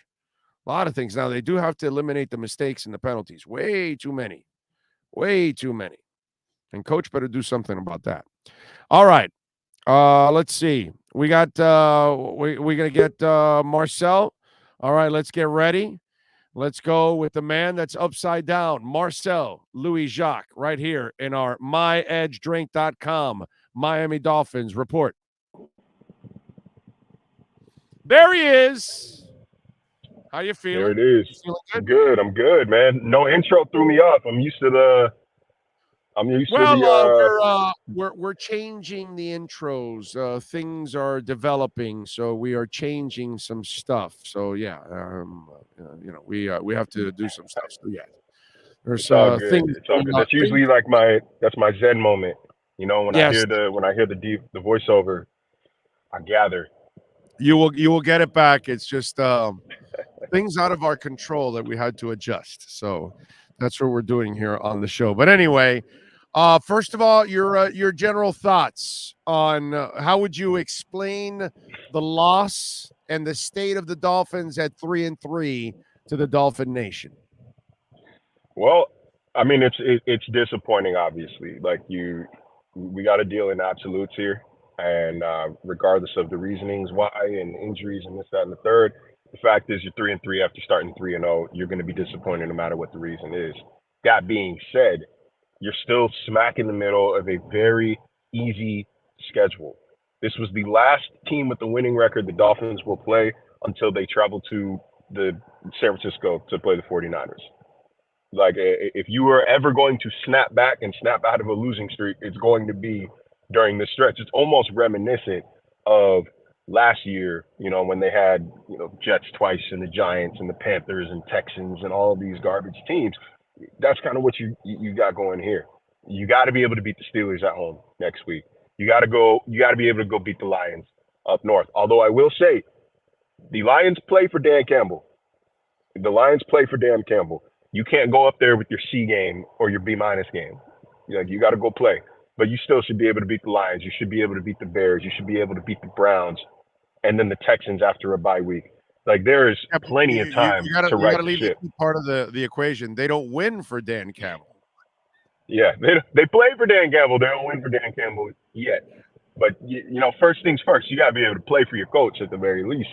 They don't have the talent, but the effort and the heart is there. And one of these weeks, they're going to catch somebody slipping. Well, I You got mean, to make sure if you're the that's Dolphins, the it's not you. numbers game in the NFL. Even teams that suck pick up a couple of wins every year. Yeah, it's not hard hitting analysis. You just got to make sure it's not you. Like when you're Miami going up there, you got to make sure it's not you. But look, man, this was my takeaway from the game. Like every week, if you guys didn't know, ESPN, we do a takeaway and a biggest question moving forward. My takeaway from this game, and maybe this is a place where I can start to elaborate on those. My takeaway from this game, no matter what you feel, how you feel about Tua's viability as the long-term franchise quarterback, this team is quantifiably better with him on the field. And I know you're thinking, oh, of course you're better with your starting quarterback. It ain't that damn obvious. It ain't that obvious with all these people outside of the Miami beat asking, well, how short is the leash? Oh, Teddy's going to take that job eventually. Oh, well, Skyler's opportunity to win you would be shocked outside of Miami how many people thought that leash was short this year. It ain't short. It ain't short. And Tua is the guy. I have no excuses for the clueless. Okay, anybody that thought Teddy was better than Tua, you're a freaking moron. Okay, basically. And if you thought Skyler was going to jump over Tua, you're a freaking moron. So if you're a former player or coach and you thought that, shame on you, dude. You're pretty stupid. Okay, or if you're a woman, you're also pretty freaking stupid. Okay, because that's what I would say to anybody that thought that, and I'll continue to say that because it's just moronic. You know what? My problem is Teddy's such a fantastic human being, right? And you look at him, he's never been special ever in his life. Yet people make excuses for him all the time because they like him. And then down here, because he's from here. And because you're emotional ties and because he's such a good kid, you get blinded by the reality that this is a guy that can't average 2 touchdowns a game. And guess what? Today he got 2. That's like a high-powered offense under Teddy. I mean, he is a good dude. But I know I have said it repeatedly since August. I probably have said it on this show. Skyler was not a rookie. Skyler would have been the primary backup exiting training camp, period. Right. He was that much better. It's hard to tell the difference between, the number 2 and number 3 quarterback at practice. It's usually kind of hard to say and truly evaluate quarterback play without knowing what assignments are and really being in the meeting room. But when it's obvious, it's obvious. I know I've said that here before. When it's obvious, it's obvious. And Skyler Thompson was obviously better than Teddy Bridgewater throughout the summer. And it translated onto the field, which I know it's a vanilla defense and I know it's preseason. But what those performances do is they show, okay, in real time, you are able to perform. We've seen how many quarterbacks hop into a game and spit up on themselves because they're not ready to play, right, or they're not capable of playing at the level. Skyler Thompson is capable of playing at the NFL level. Oh yeah, I think I tweeted out today. I tweeted out during the game, this is the day Skyler Thompson passed Teddy Bridgewater on the depth chart. It's over already. If Mike McDaniel really is looking at what he needs to do, now Teddy needs to become a hard drive. That's what he's there, bro. His experience, his intelligence, help Skyler, help to his development, and that's it, bro. That's who he is. But right now you can see it athletically. You're going to get more out of Skyler than you are out of Teddy right now at this point in time. Tua's way ahead of those guys. Forget about it. He's got a better feel for the game than those guys any day. But at this point, Skyler's the number 2, I think. Yeah, I think so. I think, look, we say it all the time, or I say, during the segment, teams won't lie to you. They're not lying. You just have to pay attention to what they're doing. Teddy Bridgewater has been in this league for, 8 years now? Mm-hmm. Yeah. Give or take 8 years, 9 years? Yeah. You're going to tell me that with 3 days prep, just being in the meeting room, you're going to tell me that an 8 or 9 year vet cannot clear concussion protocol and play on Sunday if you believe he is the best option for your team? Absolutely not. Skyler Thompson is playing because Skyler Thompson was the better option for the team. Because Skyler, at this point in the season, at this point in his career already, he the arm talent is there, is better, is already surpassing Teddy, and they're at a point where his level of preparation is now at least comparable to that of Teddy Bridgewater. He's the option. Like that was kind of loud and clear. They were very competent on Wednesday. They were very competent today. It's just they made mistakes that were out of his control, and they took themselves. They should have had 2 field goals on 2 of his drives at least. So it was really the people around him that made mistakes and killed some of his drives. But that's why it says 0 there in the scoreboard for him. But he really did his job that you figure, okay, he keeps playing. You know, the offense eventually is going to break one of those because he's got enough playmakers out there on the field. He looked comfortable in there. He looked well prepared. They did a really good job with him. He showed up and he did his job there in the first quarter. I mean, what more can you ask of the kid? It got to a point where he was literally running for first downs himself. The long play to I think is the Sherfield down the sideline, called back to penalty, comes right back to Craycraft to get him back deep in the red zone, called back to a penalty. It's you can only do so much at quarterback. He came out and did his job through what was it, a quarter and a half, if that. Watching him play, at no point was I thinking this kid's not ready to play. This kid is going to hold them back. Watching him play, it was like, okay, eventually they're going to stop shooting themselves in the foot and they're going to go score. This was a winnable game. The Vikings were so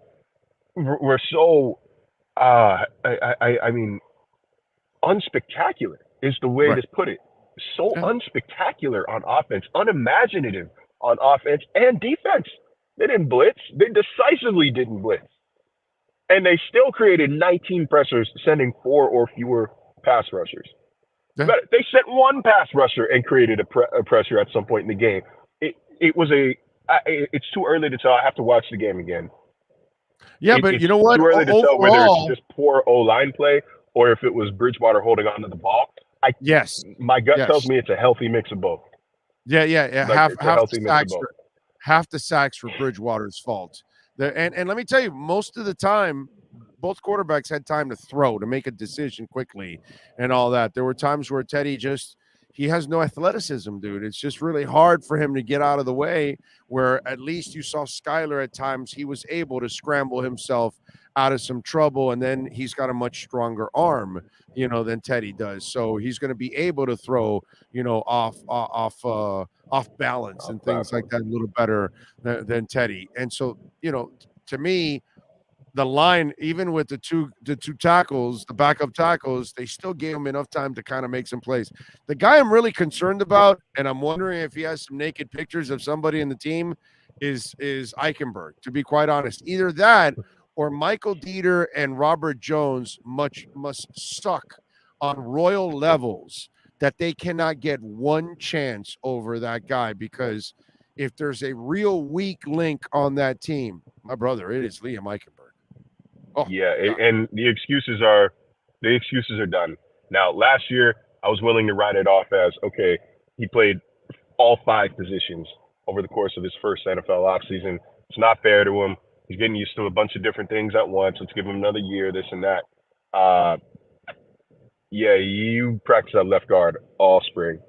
You were left guard all summer. You've been left guard all season. And you are a turnstile right now. Respectfully, you've been a turnstile. The excuses have to stop, and eventually you can play. You can't. This would be a massive miss, because I think Eichenberg was seen as one of the sure things of the 2021 draft. But he hasn't been good. And like you said, maybe it is an indictment against Dieter and Jones if they can't get on the field at left guard throughout Eichenberg's struggle. I respect the fact that McDaniel strikes me as the type of coach that will let a player play through his struggles and play through something and try to elevate himself. But look, man, it is. We're going to week 7 now. The season is almost halfway over. You are running out of time before you become just a flat out liability, before your status as a liability is going to put the team in a hole that it cannot bring itself out of. So I think that I think it's really put up or shut up time for Eichenberg, and I think that there should be a short leash probably moving forward, particularly if you've got a guy like Dieter, who apparently a lot of teams are excited about, since Greer tells us that they get calls about him every week or every year. He can't play. You can't put him on the field. So we'll see. Of course, you never know what's going on behind the scenes. You never know what guys are like in the meeting room. You don't know what guys are like in the facility. So I tend to defer to coaches in that regard. But no, Eichenberg and at right tackle have been a problem throughout the season, or throughout the first 6 weeks of the season. And you can write off the problems at right tackle as, oh, you need Austin Jackson back, which is Dolphins fans. Did you ever think that you would find yourself, counting down the days until Austin Jackson gets back to the field? Hey, listen. That's why patience is important. A lot of Dolphin fans were down on Tua, and now there's I would imagine there's an ultra appreciation for Tua Tagovailoa now at this point. You know what I'm saying? At this point, people are going, okay. I was wrong. Okay, he's way better than what we have.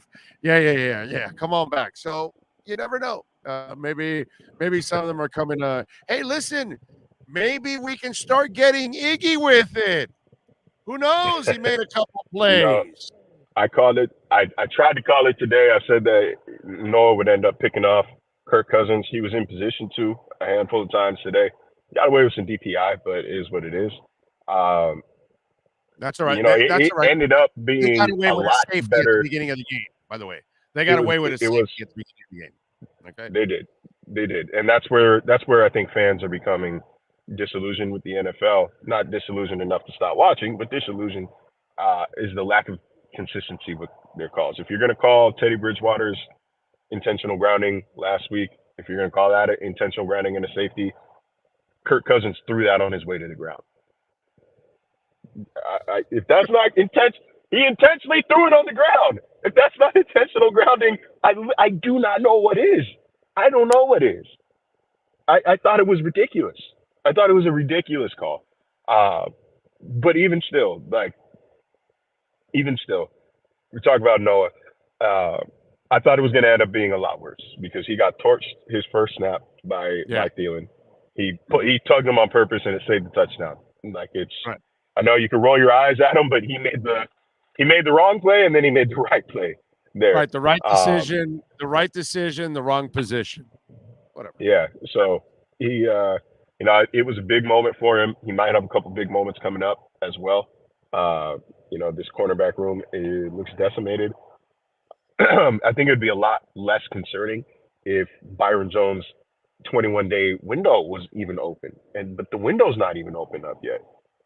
And he's not ready to. I don't think he's at a point where he could just hop on the field Wednesday and be ready to play Sunday. I don't think that's really been the MO of this coaching staff. I think that if his window is open this week, that you still don't see him until the Lions game there in week 8. I think is best case scenario for him. But look, man, the defense played awesome today. Outside of there was 2 plays, and that's why you always say, that I always say the difference between an NFL game is often 2, 3, 4 plays make the difference. 2 plays accounted for 42% of the Vikings' offensive output today. The 53-yarder, the touchdown run from Cook at the end of the game, and the 47-yard catch and run from Justin Jefferson that set them up for a score. Outside of those 2 plays, this defense was awesome. Outside of those 2 plays, they gave up 134 yards. Outside those 2 plays, Dalvin Cook 20 rushing yards. Justin Jefferson, I don't remember what he ended with, but you take that 47-yarder away and it doesn't look as impressive. I know that. So I thought this was a standout performance. What they need to do, and again, it's reminiscent of last year, the first half of the Bills game in Week 8 last year, where you really started to see something click and the lights turn on for this defense. You're hoping that this is a light bulb moment for them moving forward with an easy schedule so that they can be fully in a rhythm, fully swinging, fully grooving by the time a grueling December comes around. You need this defense clicking on all cylinders. I know you lost Noah now, which royally sucks. And obviously Byron's not back. And then Kohu was also on the inactive list this week, but X really shouldn't be playing. X really should be resting so you can try to get him closer to 100%. I've never heard of you playing through growing injuries and getting healthy. And it's grow-ins, not one, it's two. So I know it sounds crazy, but are they risking even worse by playing X? Because who knows if this becomes even worse of an issue for him as the season goes on, because the guy you're seeing out there, that's not the guy you normally pay. I mean, he did sit last week, so they did sit him last week. But I mean, at some point, like, you got to injuries are kind of part of the game. You think that he can play through it, and if he says that he can play through it, then I think you kind of have to go with what your staff says. Okay, I'm not blaming him. He got beat. He got beat on that play. He got beat on that play by Jefferson. But one, Jefferson might be the best wide receiver in the NFL, and two, it was a great play design. It was the only time I was impressed by what Minnesota did on offense, where they basically ran Adam Thielen straight at X. It was almost a pick play where X had to run around him, and by that point, Jefferson was already wide open with full head of steam. It was a perfect man beater. And then Thielen burned him for the touchdown. Thielen burned them for the touchdown in the back of the end zone. Sure. So, that's the same drive. It ended with the Thielen touchdown on X. Drive. Can't cover forever. I got to rewatch. I have to rewatch that play. But from what I remember, Cousins had all day and then some to throw, and that kind of tends to happen at that part of the field, especially when it shrinks on that part of the field. You can't cover forever. But there are some explanations for the big plays that he gives up. Obviously, it's not the shutdown, lockdown X that everybody is accustomed to seeing, but he's an all-pro, and you would like to think that he's going to figure it out. You would like to believe that he's going to get it corrected once he has a little bit of time, a little bit of time to heal. But I don't know. I think that they shown the willingness to sit him if they thought that the groins were really hindering him that badly last week. Him being active today tells me that's not how they feel anymore. They feel like he can play through it. By the way, you can order myedgedrink.com, the finest energy drink on the planet. Delicious, smooth, and zero aftertaste. I tell you all the time, it's an amazing elixir. Next Saturday for the Duke game at 12:30 over at Walk-Ons in Kendall, we're going to have a free taste testing. You can check it out, but you can order it at myedgedrink.com. Use our code Big O, and you will get 10% off myedgedrink.com. Delicious, smooth, and zero aftertaste. I promise you. Once you taste it, you're going to go, this is the best energy drink on the planet. Also, Jason Sanders.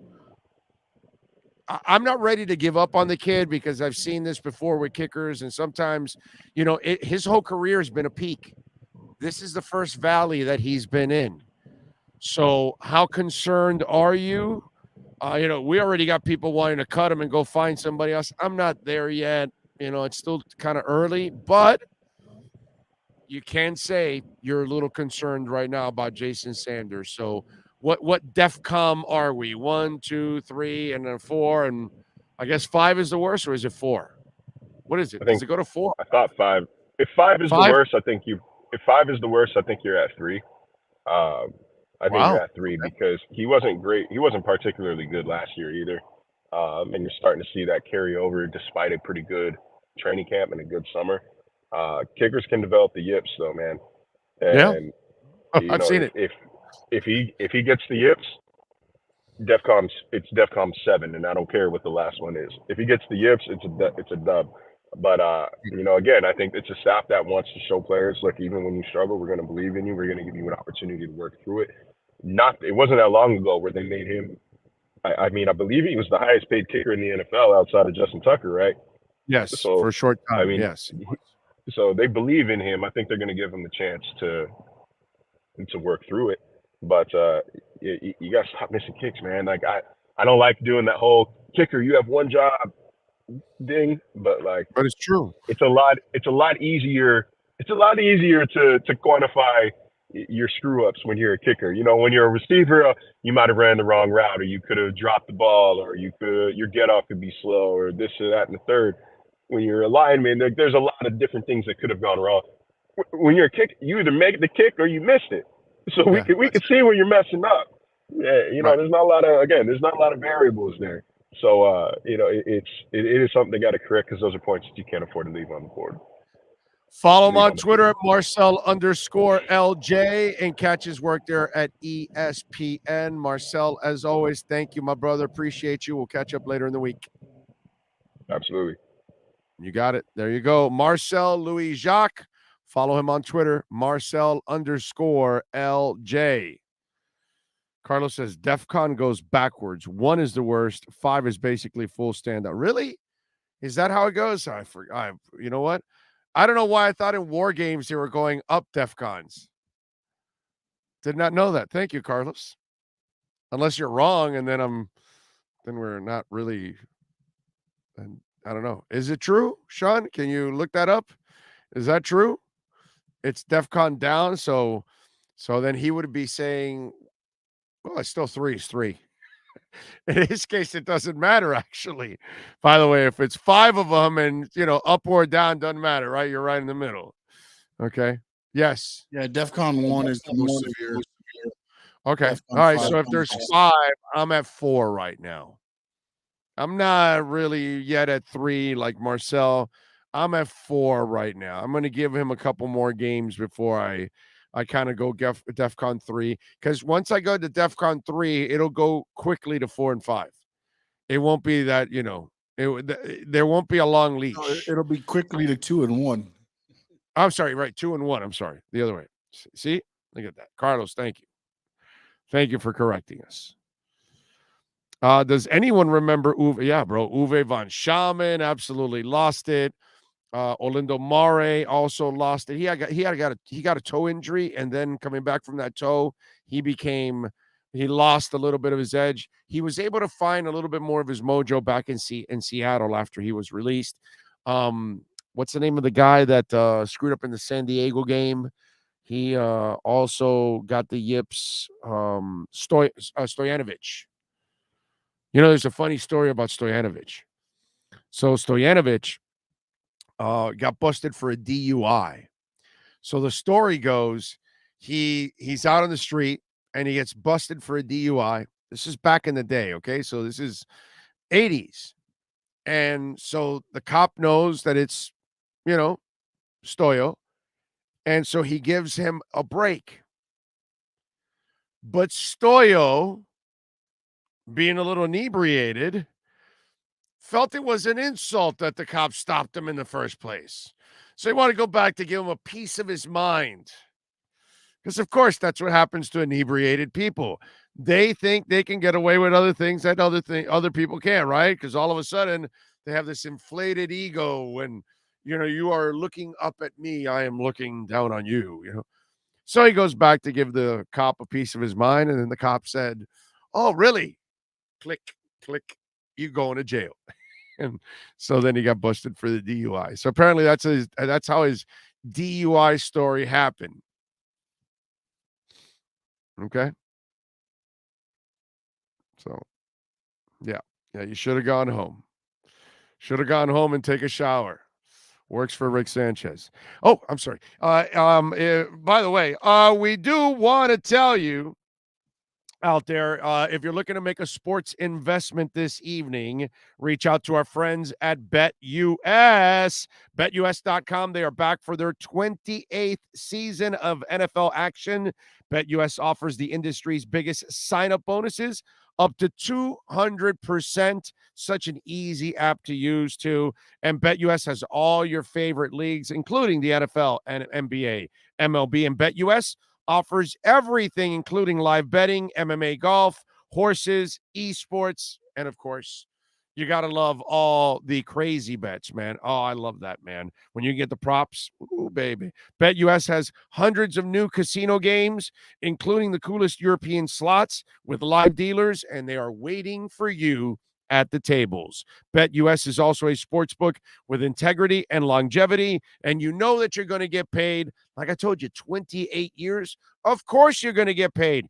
Go to betus.com. That's BetUS to join now and get 200% in bonuses with the promo code BIG O. Nobody in the industry gives you better discounts than BetUS. Again, join now and mention Big O, and you get up to 200% in bonuses on your first deposit. Nobody beats that. Head to betus.com and join today. That's BetUS, where the games begin. All right. Let's see. Jose Borregales is better than Sanders. Sign him. Jose Borregales has not done more than Sanders in the NFL. So it's nice of you to say that, but he doesn't have the track record of Jason Sanders. So I get it that he's in a funk now. But that doesn't mean if Borregales is available, then I guess he's not respected by 32 teams. Let's say that again. If Borregales is available now, then there are 32 teams that are saying no.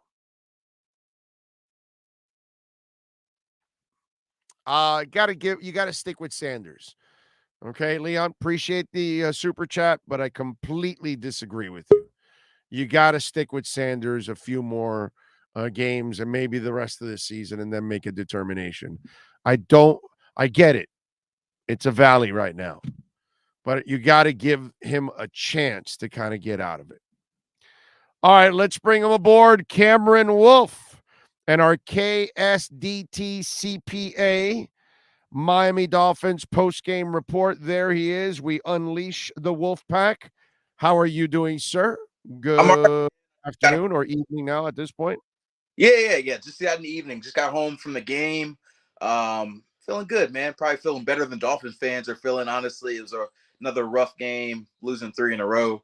But I guess, I don't know how much silver linings have been on the token. I do think that despite Mike McDaniel saying he doesn't blame it on the injuries to quarterback, I think that definitely plays a factor in this, and you get Tua back on Sunday Night Football. So 3 tough losses. Jalen Waddle made 2 big mistakes that contributed to it, of course. But I do think the defense played really, really good ball here, and I think this is a game that you win if Tua is your starter. That's just kind of Waddle is an amazing player, but if you actually look at the season this year and you go look at it, you'll see little brain farts along the way. And he'll have them.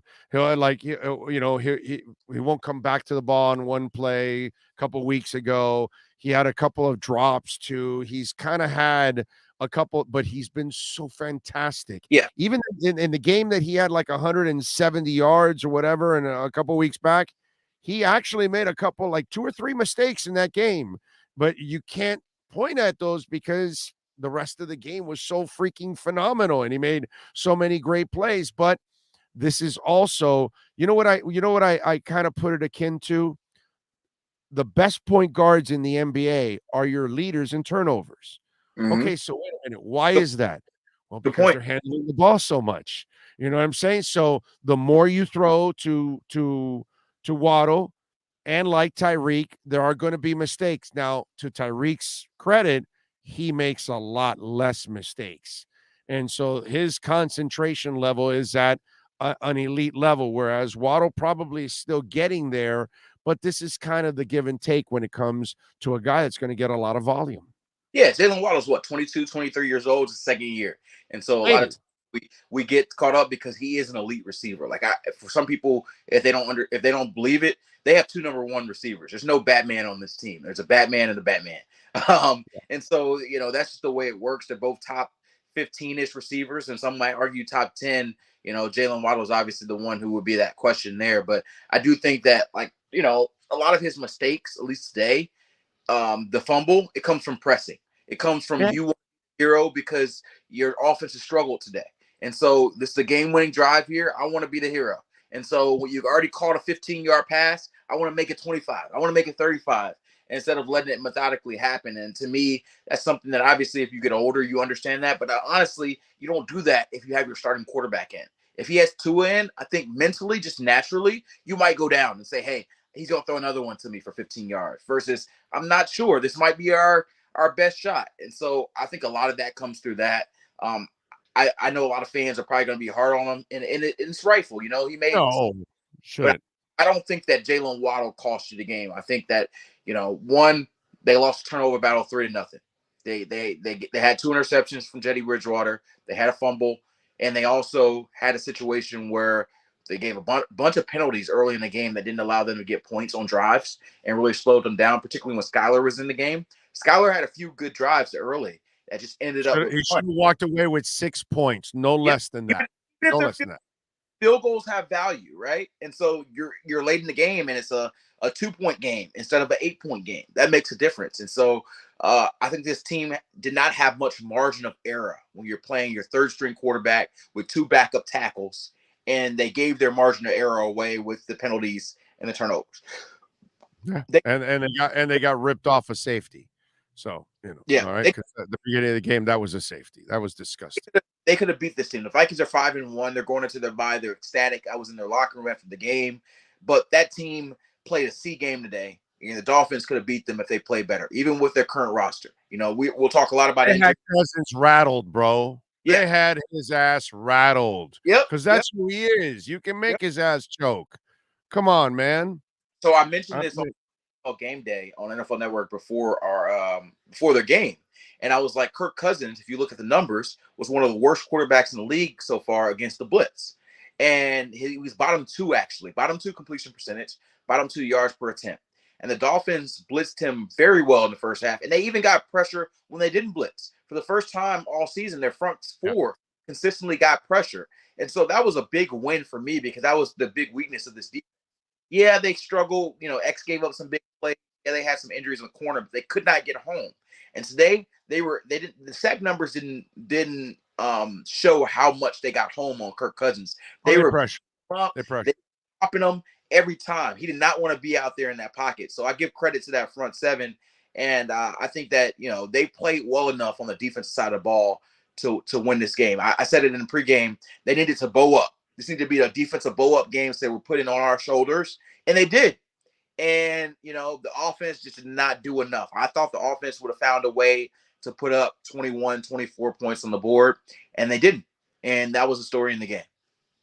And let me tell you, you just talked a little bit about it with the Waddle situation. I talked about it just a little bit ago.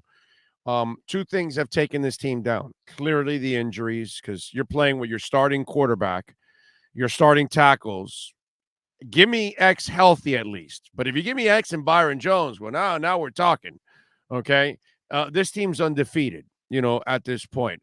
But then the other thing, what happens in these kind of situations when you have the backup quarterbacks and the backup tackles and the backup corners, and you said Waddle's trying to do more. Well, so is Alec Ingold, and so is Liam Eichenberg doesn't get that pass. He's just bad.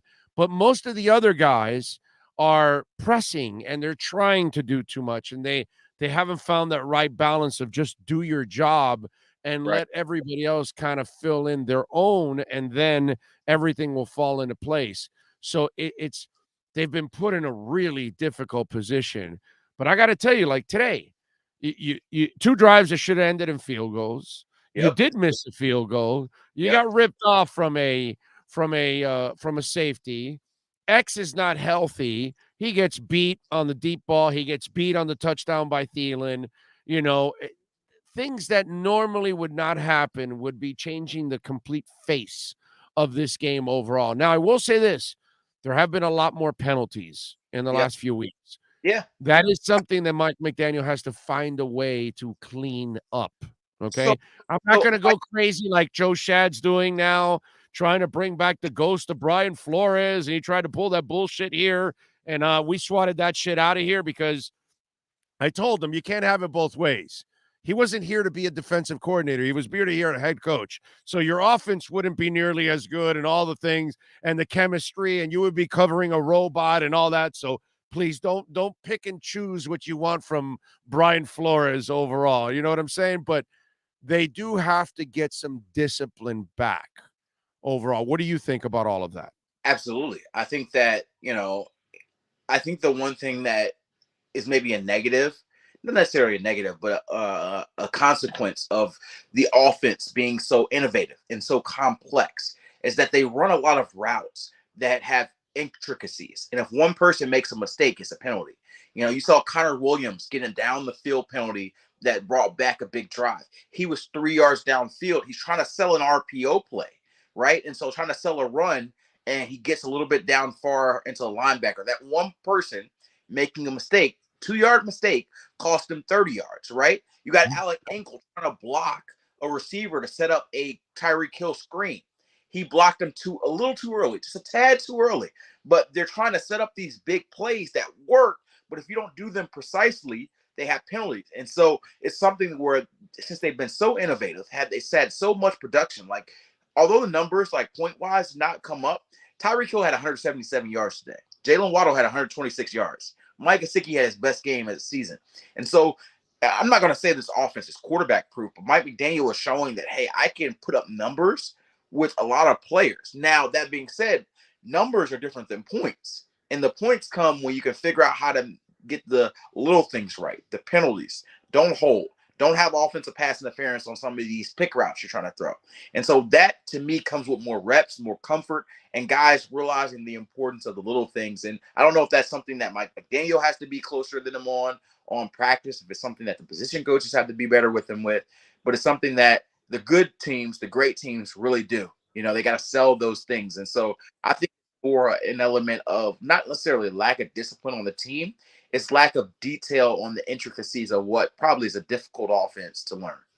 Yeah, no, I'm with you there. It's just, it's a little frustrating. They're kind of beating themselves, and I think that's kind of what's going on here. And they're in a lot of these games. That's where I think, you wanted to see something about Mike McDaniel, down 21, backup quarterbacks, all that.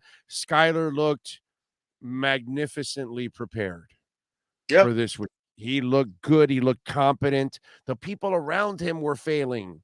Like, you're not expecting that. This is like a weird day. You're expecting the young quarterback to make the mistakes, not the people, not most of the veterans around him. Absolutely. You're expecting Iggy to get burned, not X. It's just, bro, it's just a really effed up situation. Here's what I would say. I remember we talked on what was it, Friday, and I told you the story of the game is going to be either we're talking about the defense either bowed up and stepped up to the plate, or they failed them. And I was shocked because the defense did bow up for the most part and played their game, and they still didn't do enough to win. There were timely things, like you said, X did give up a touchdown to Thielen. But I would say that in the first half, at least, X and the defensive group did a really good job of covering Mike. They gave up 91 total yards in the entire first 2.5 quarters of the game. Through 10 drives, the Vikings had 91 yards. They had, I think, 7 or 8 3-and-outs in those first 10 drives. Like, they were stopping them. Jefferson only had maybe 26 yards on 4 catches to start the game. And then Nick Needham got hurt. Keon Crossan got hurt. And they were decimated even more at cornerback, and they were forced to play X, and I think in a little bit more less advantageous situations. They were probably helping him a little bit with coverage with Jefferson, and then he had to play him one-on-one, and then he had to play Thielen. So when you play one-on-one, and he told me he's close to 100% on his groin. I don't know how close he is. Maybe he's 80%, maybe he's 70%, but I don't think he's fully 100%. And so this is a situation where you get exposed when your depth gets hurt. And I think I told you before the game, Dolphins players kept telling me through the week, once we get healthy, we're going to show that we're this unit, right? And so for the first quarter and a half, they were showing what they showed in Buffalo, that they were a really stout defensive team. And then the injuries started happening, and they broke down apart. And they still only gave up, 20 points. But maybe if they give up 13, they win this game 16-13. But to me, like I said, the defense was the bright spot of this game. The problem was too many offensive mistakes when you needed it most. All right, well, Friday, after Tua got knocked out on Thursday, I predicted that he would miss the next 2 games and that he would play for the Pittsburgh game. It looks like that's what's going to end up happening. Yep. So today, during the second half of the game, I threw out another one. I said today, officially, Skylar Thompson passed Teddy Bridgewater on the depth chart. Agree or disagree? I agree. I think there are 6.5 million reasons why the Dolphins will not agree, whether they say it or not. I just think that's the reason. What they say and what they did this week are two different things. You've been covering the league long enough. Veterans that are available on Friday and Saturday, you play them, bro. Correct. You I play think that probably means they have more comfort and they think it's closer than maybe they thought at the beginning of the season. But I do not think that if next week, I think that Teddy Bridgewater will be active and Skylar will be inactive. And so that will be the telling tale. If Teddy Bridgewater is inactive and Skylar is active, then all of a sudden they're telling us that Skylar's passed them. But I do think that it'll be Teddy active the rest of the season with Tua, if Tua is healthy and starting quarterback. And I think that's two reasons why. One, Skylar, I think, is a gamer, and he plays well when he has a full week of practice like he did. I do think there are intricacies in Mike McDaniel's offense and that they want to have prep for the whole week. To me, you start Teddy if you feel like he's a better quarterback, but I think that Mike McDaniel, for preparation reasons, always believed that Skylar with a week of prep would be better than Teddy with maybe 70% of the knowledge. And so maybe that's the difference. They felt like maybe 100% knowledge of Skylar, 70% knowledge for Teddy. We have Skylar. We prefer Skylar. Now, I'm telling you what, I watched Teddy throughout camp, and I was not super impressed on anything he ever did. I think that Skylar was very impressive in preseason, and he was very impressive in times we saw him in camp. Now, it's about knowledge. It's only about knowledge. The difference there is the experience of Teddy, that he has seen everything, and Skylar hasn't seen a damn thing. That's all it is. But to me, and I got to go in a couple minutes, but I want to tell you this. I think you got to understand there are different roles as a backup quarterback and a starting quarterback. And so to me, we saw in the Jets game where Skylar struggled and he had to come off the bench, and McDaniel talked about just how it was shocking for him to have to come in suddenly and maybe the impact of that. I think it's a situation where if you have somebody having to come off the bench suddenly and come in for a snap or two, or come in for a series or two, or come in for the rest of the game, Teddy's a little bit more adept to do that role versus Skylar. If you're saying, hey, Tua's out for 2 or 3 weeks, and we're going to need to prep somebody to prep for Sunday for 2 or 3 weeks, then Skylar's shown that he has the ability with his arm talent, with his overall talent and knowledge to put up just as good, if not better, numbers than Teddy. And so if you're telling me, hey, Tua's going to miss 4 weeks, I'd rather have Skylar in there for those 4 weeks. If you're saying, hey, we need somebody to be the backup for Tua if he tweaks an ankle and has to miss a drive, then I'd rather have Teddy in that situation because of how I've seen both of these guys respond when things happen. Unless we're talking about quarterback sneak, then keep Skylar available. I don't want Tua doing any more quarterback sneaks for that. By the way, what do you think about those crappy ass Philadelphia Phillies? The Phillies, the NLCS, baby. I told you. You asked me about the Phillies. I appreciate you asking for the Phillies, by the way. This has been a very emotional last few days for me. The Phillies are I'm not gonna say it. I feel good about this Phillies team. I will tell you what, I guarantee you this. I'm not saying they're gonna get there. I love it. I'm not saying they're gonna get there. But if the Phillies win the World Series, I will be. That's Mike Schmidt, baby. Yeah, absolutely. I love it. They're gamers. They're gamers, man. I love it because the Mets had 101 wins. They had a closer that had a cool closing song with a trumpet. Everybody loved them. The Braves won the World Series last year. They won the division. And the Phillies are the last team in the East that are still around. And we play the Padres. It's probably a 50-50 series. I'm honestly glad it's not the Dodgers because the Dodgers are a better team. But honestly, the Braves were a better team. The Cardinals were a better team. Yeah. But the better team doesn't always win, dude. The Marlins beat the Yankees and the $200 million payroll in 2003. Baseball, we have a saying in Spanish. It doesn't fly in English. La pelota es redonda, pero viene en una caja cuadrada. Yep. So it's a round ball, but it comes in a square box. Yep. Baseball. You can't explain it sometimes. It's just one of those things. I appreciate you asking about the Phillies because I'm going to be watching every game intently. I hope it doesn't line up with whatever my Sunday matchup is this week, but I feel really good about the Phillies teams. And I know Marlins fans are probably listening. First of all, I thank you guys for helping us beating the Cardinals and helping us get into the playoffs. But I ask that you join the bandwagon and join on the Phillies bandwagon for at least. Wait a minute. Hold on. Keep it going. You join on the Phillies bandwagon for at least the rest of the playoffs. We got JT Real and Muto here, one of your own. And so you go on the Phillies bandwagon, we get JT a ring.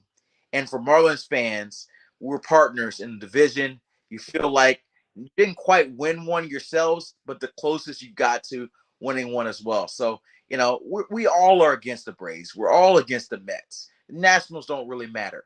But for the Phillies and Marlins, I support the Marlins when they're not playing the Phillies. I hope that you guys support the Phillies now that they're not playing the Marlins. So, I hope that we have a few more fans. I was at a sports bar. Total choke job by me, by the way. I was trying to find my Mike Schmidt jersey. But I could not find. I think I have it downstairs in the other closet. So unfortunately, I was gonna display the Mike Schmidt jersey for you. I love it. I love it. Bring all the. We're gonna have it for your next segment. Perfect. We'll have the Schmitty jersey for the next segment. Okay. Hopefully, we'll in the series by that point. Yeah, crappy ass Marlins aren't there. We might as well root. Anyways, that used to be my team, so I might as well root for the team that I used to love before our Marlins came to town. All right, follow him on Twitter at Cameron Wolf. Catch his exceptional work there at the NFL Network. There we go. I never screw it up anymore. And Cam, we'll catch up later in the week, my friend. I appreciate you. All right, my guy. Have a good one. Got it. There you go. The Wolf Pack has been unleashed. I couldn't find my damn Mike Schmidt jersey. I bought that Mike Schmidt jersey in Cooperstown. How about that? I went to I was covering for HBO Hard Knocks. It was the Jets camp. They sent us because we would cover Hard Knocks for a couple years. So they would fly us to whatever location Hard Knocks was on, and we'd be there for a couple days. So it happened to be at the Jets, and the Jets practice in some place in up in New York. I forgot the name of the place. Colton, Stetson, something. Oh God, I don't know. Somebody help me out there. Anyway, it's like an hour and a half, 2 hour drive to Cooperstown. So I said, I gotta go to Cooperstown. Are you freaking kidding me? I got a chance to go to Cooperstown. By the way, the coolest experience out there. The best Hall of Fame is the Baseball Hall of Fame. It may not be your favorite sport or anything, but the way it's designed, the building, the structure of it, nobody's better. I haven't been to the basketball in Springfield, okay, but I've been to the football one, and I've been to the college football one. I can tell you that the Baseball Hall of Fame is amazing. And then the whole town with all the different bars and memorabilia stores, and then you got Abner Doubleday's Field, which is like the first field and all that kind of stuff. Dude, it's awesome. I mean, and Cooperstown is also, it's such a beautiful little American neighborhood type of town. One of those, it's like you're going back 40, 50 years, and everything's all the yards are perfectly, what's it called? Clean, and everything is just to a T. It's just a beautiful, beautiful town. Great experience. Even if you don't like baseball, go experience it. And if you love baseball, oh my God, you have to go to Cooperstown. Kyle, thank you. He says, Waddle got to be the sickest man in America. He had a great game, but critical mistakes, my opinion. No, that's a fact. He's a great kid, and he has amazing talent, but he'll have a little bit of those, brain farts. They'll happen. But it happens because you also are giving him, a ton of opportunities. So crap like that ends up happening, unfortunately. 855-912-1056 for the Welt and Rayom text line. That's 855-912-1056 for the Welt and Rayom text line. Let me check what the text line is producing right now, because we always have a very active text line. It's always 24 hours a day. So whenever you're listening to the podcast, day or night, you can always send in a text, and I usually read them, respond to them, that kind of stuff. Let's see. 3 teams lost today with 2 elite QBs and another franchise QB, Bucks, Packers, and 49ers. I wonder how their fan bases feel. Ridiculous. Oh, and another NFL MVP lost today, Jackson at the Giants. How's their fan base feeling today? Hearing these people complain about losing, why not having our franchise QB, and not appreciating the effort the team makes with all these injuries makes me lose faith in people all the time. Well, people are spoiled. That's all I can tell you. It's, and they're unrealistic at times. I appreciate the Dolphins today, man. It's tough. 4 weeks in a row, 3 different QBs get knocked out of the game in the first or early second. Hard to evaluate any QB when there's little time and they're getting hit almost every drop back. Tua's ranking the first 3 weeks doesn't matter. Tell us when he is ranked highly the last 3 weeks of the season. Blame Teddy instead of the line. You're right. Teddy is very average, but it's going to be very different when Tua's back there. He was knocked out 2 weeks in a row. We've had 4 straight weeks of starting QBs knocked out of the game. What other team with whoever they put in QB has that happen? No, Big O, it's the O-line. Tua's not going to save the day if the O-line isn't a lot better. It will be his thumbs, ribs, or ankles or head that takes the shots Teddy is taking. Your Tua homerism is ruining your show. You've lost your objectivity. Well, Tua will find it and get rid of it quicker, sir. That's why he was one of the best last year. And the line is better this year than it was last year. So you and I are going to disagree on that. I'm going to go with the results. That with Tua, you were winning games. Without him, you're not winning games. And by the way, with under flow, you would win more often with Tua than with anybody else. So my Tua homerism will continue. Yeah, Sean, what's up? Ian Rappaport, Dolphins cornerback Nick Needham has torn his Achilles. Source said following the MRI, he'll see a specialist tomorrow, but his season is over. Trill and Nick Needham now. So now you got to get Kohu back. Wow. Poor kid, bro. At least with the Achilles, he will have enough time to be ready for next year, because we're in middle October.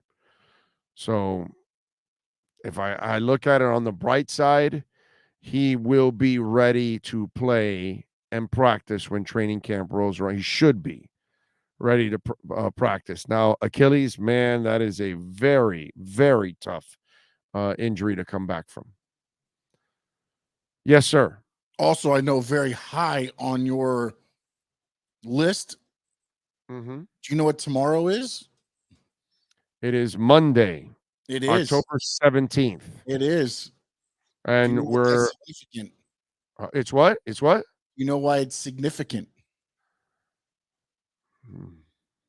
No. Oh, because Tua's going to return? Miami Dolphins owner Stephen Ross's NFL suspension ends tomorrow, baby. Did you have to ruin my Monday? He's back. God. Go away.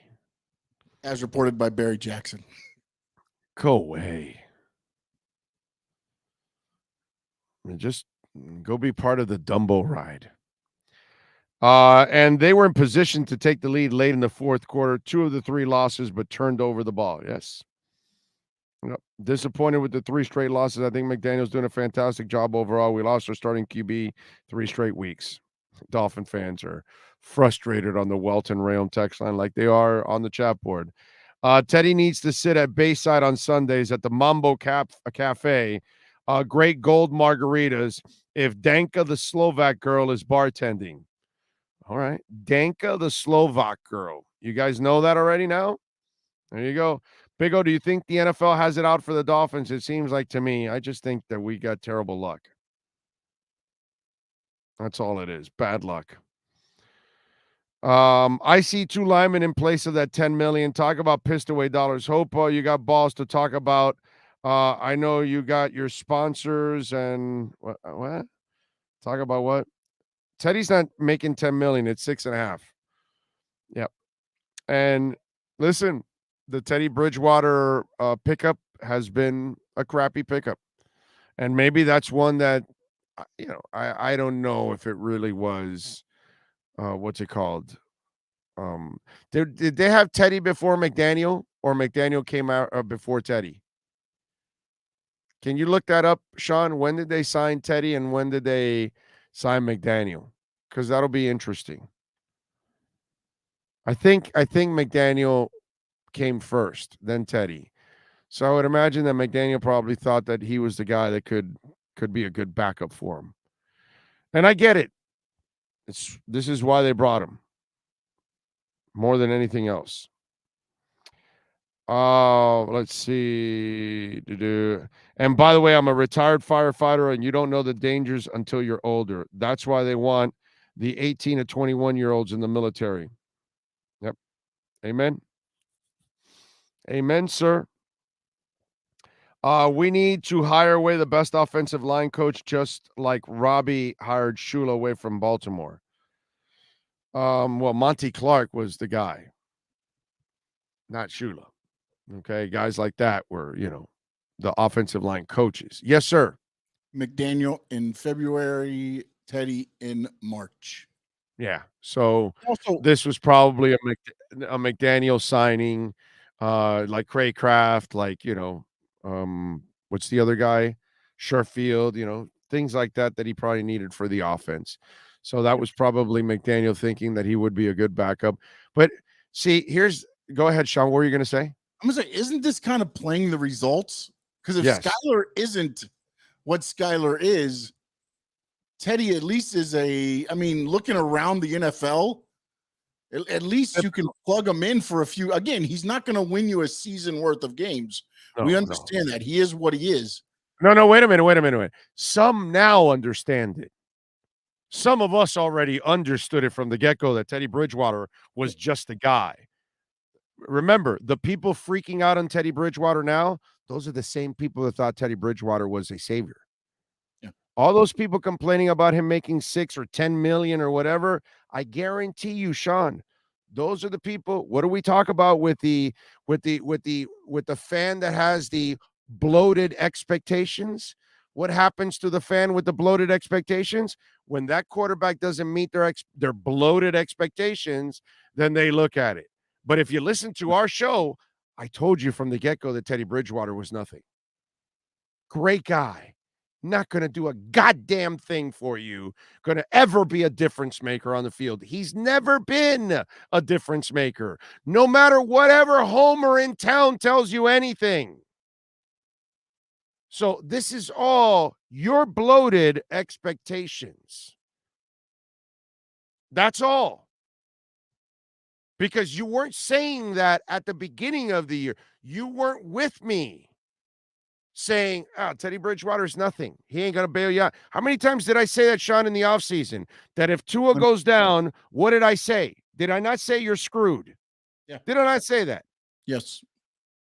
Over and over and over again. Now, if you think Teddy Bridgewater is going to bail you out, then that's your problem, not Teddy Bridgewater's. Okay? So, and now here's the flip side to all of that. As quick as you are to say Teddy Bridgewater was a bad signing, you better be even faster to say, holy shit, they found Skyler in the 7th round. That guy's going to develop into a good backup. Because don't you feel about that right now? So while Teddy isn't a good backup, they did find one in the draft to develop. But you guys make it sound like there are quarterbacks raining all over the world and you can easily have 2 or 3 deep. Let's step into reality if we're going to talk about this. Let's use an educated mind if we're going to talk about this. But if you're going to be fanatical about it, then we can't have a conversation. The conversation's over because you're fanatical, because you're tied to South Florida, because Teddy Bridgewater played here, but yet you don't look at the stats. You never look at his entire career, that it's nothing but pedestrian. And anybody that tells you, oh, he was on his way to being something in Minnesota, they got rid of him. Because he wasn't anything he's not even Kirk Cousins, dude. And I don't care about Kirk Cousins. So as quick as you are to say that Teddy was a bad signing, make sure you follow it up that the Skyler's drafting was genius. Because next year, you can complain about the 6.5 now, but next year you're paying your backup quarterback $400,000.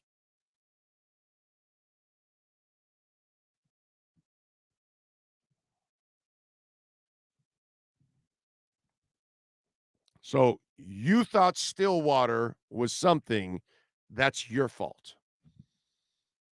Don't blame anybody else. Don't blame Teddy. Don't blame the Dolphins. Blame yourself.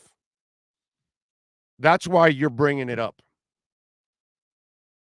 Because you thought Teddy was something. I, on the other hand, said the entire time this is why you have him there. For his mind. This was never going to bail you out. It's never bailed anybody out in his entire NFL career. And never will. But you go ahead and make whatever idea you think Teddy Bridgewater is. Silly shit that people come up with. And the best part is when I hear ex-players do it. That's the funny part. Hilarious. People that played the game, they actually think he was going to turn into something here. And by the way, I still don't see people on the chat board going, yeah, that was me, oh. I thought Teddy was going to be the guy. I thought Teddy was a good quarterback. I thought Teddy was going to take over Tua. I thought, I don't see any of that. You know why? Because we don't track what you say. That's why that guy earlier in the mark my word. Nobody's marking your words, bro. Nobody's marking your words. Yeah, Sean Payton, that effing clown. He must have had maybe he had too much juice or something. I don't know.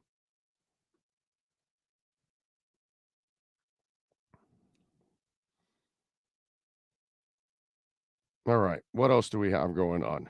Any other breaking news, Sean? We got to pass on? Nothing? All right. All right, folks, we're out of here. We thank all of you out there, as always. We got to thank Marcel Louis-Jacques, Cameron Wolf, and Joe Shad. Thank all of you for tuning in. Thank you for supporting us. Hitting the subscribe button, please. Hang in there. Everything will be fine. Don't overreact. They'll get healthy.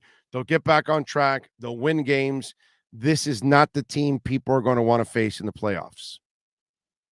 So if these guys can get healthy and get on a roll, this is going to be a pain in the ass team for a lot of people. Things look bad right now because you're not whole. You get whole or you get close to it, you're going to go on a run here. And they've proven it. They're missing pieces, and they're right there in these games. They just need to get healthy. Do not panic.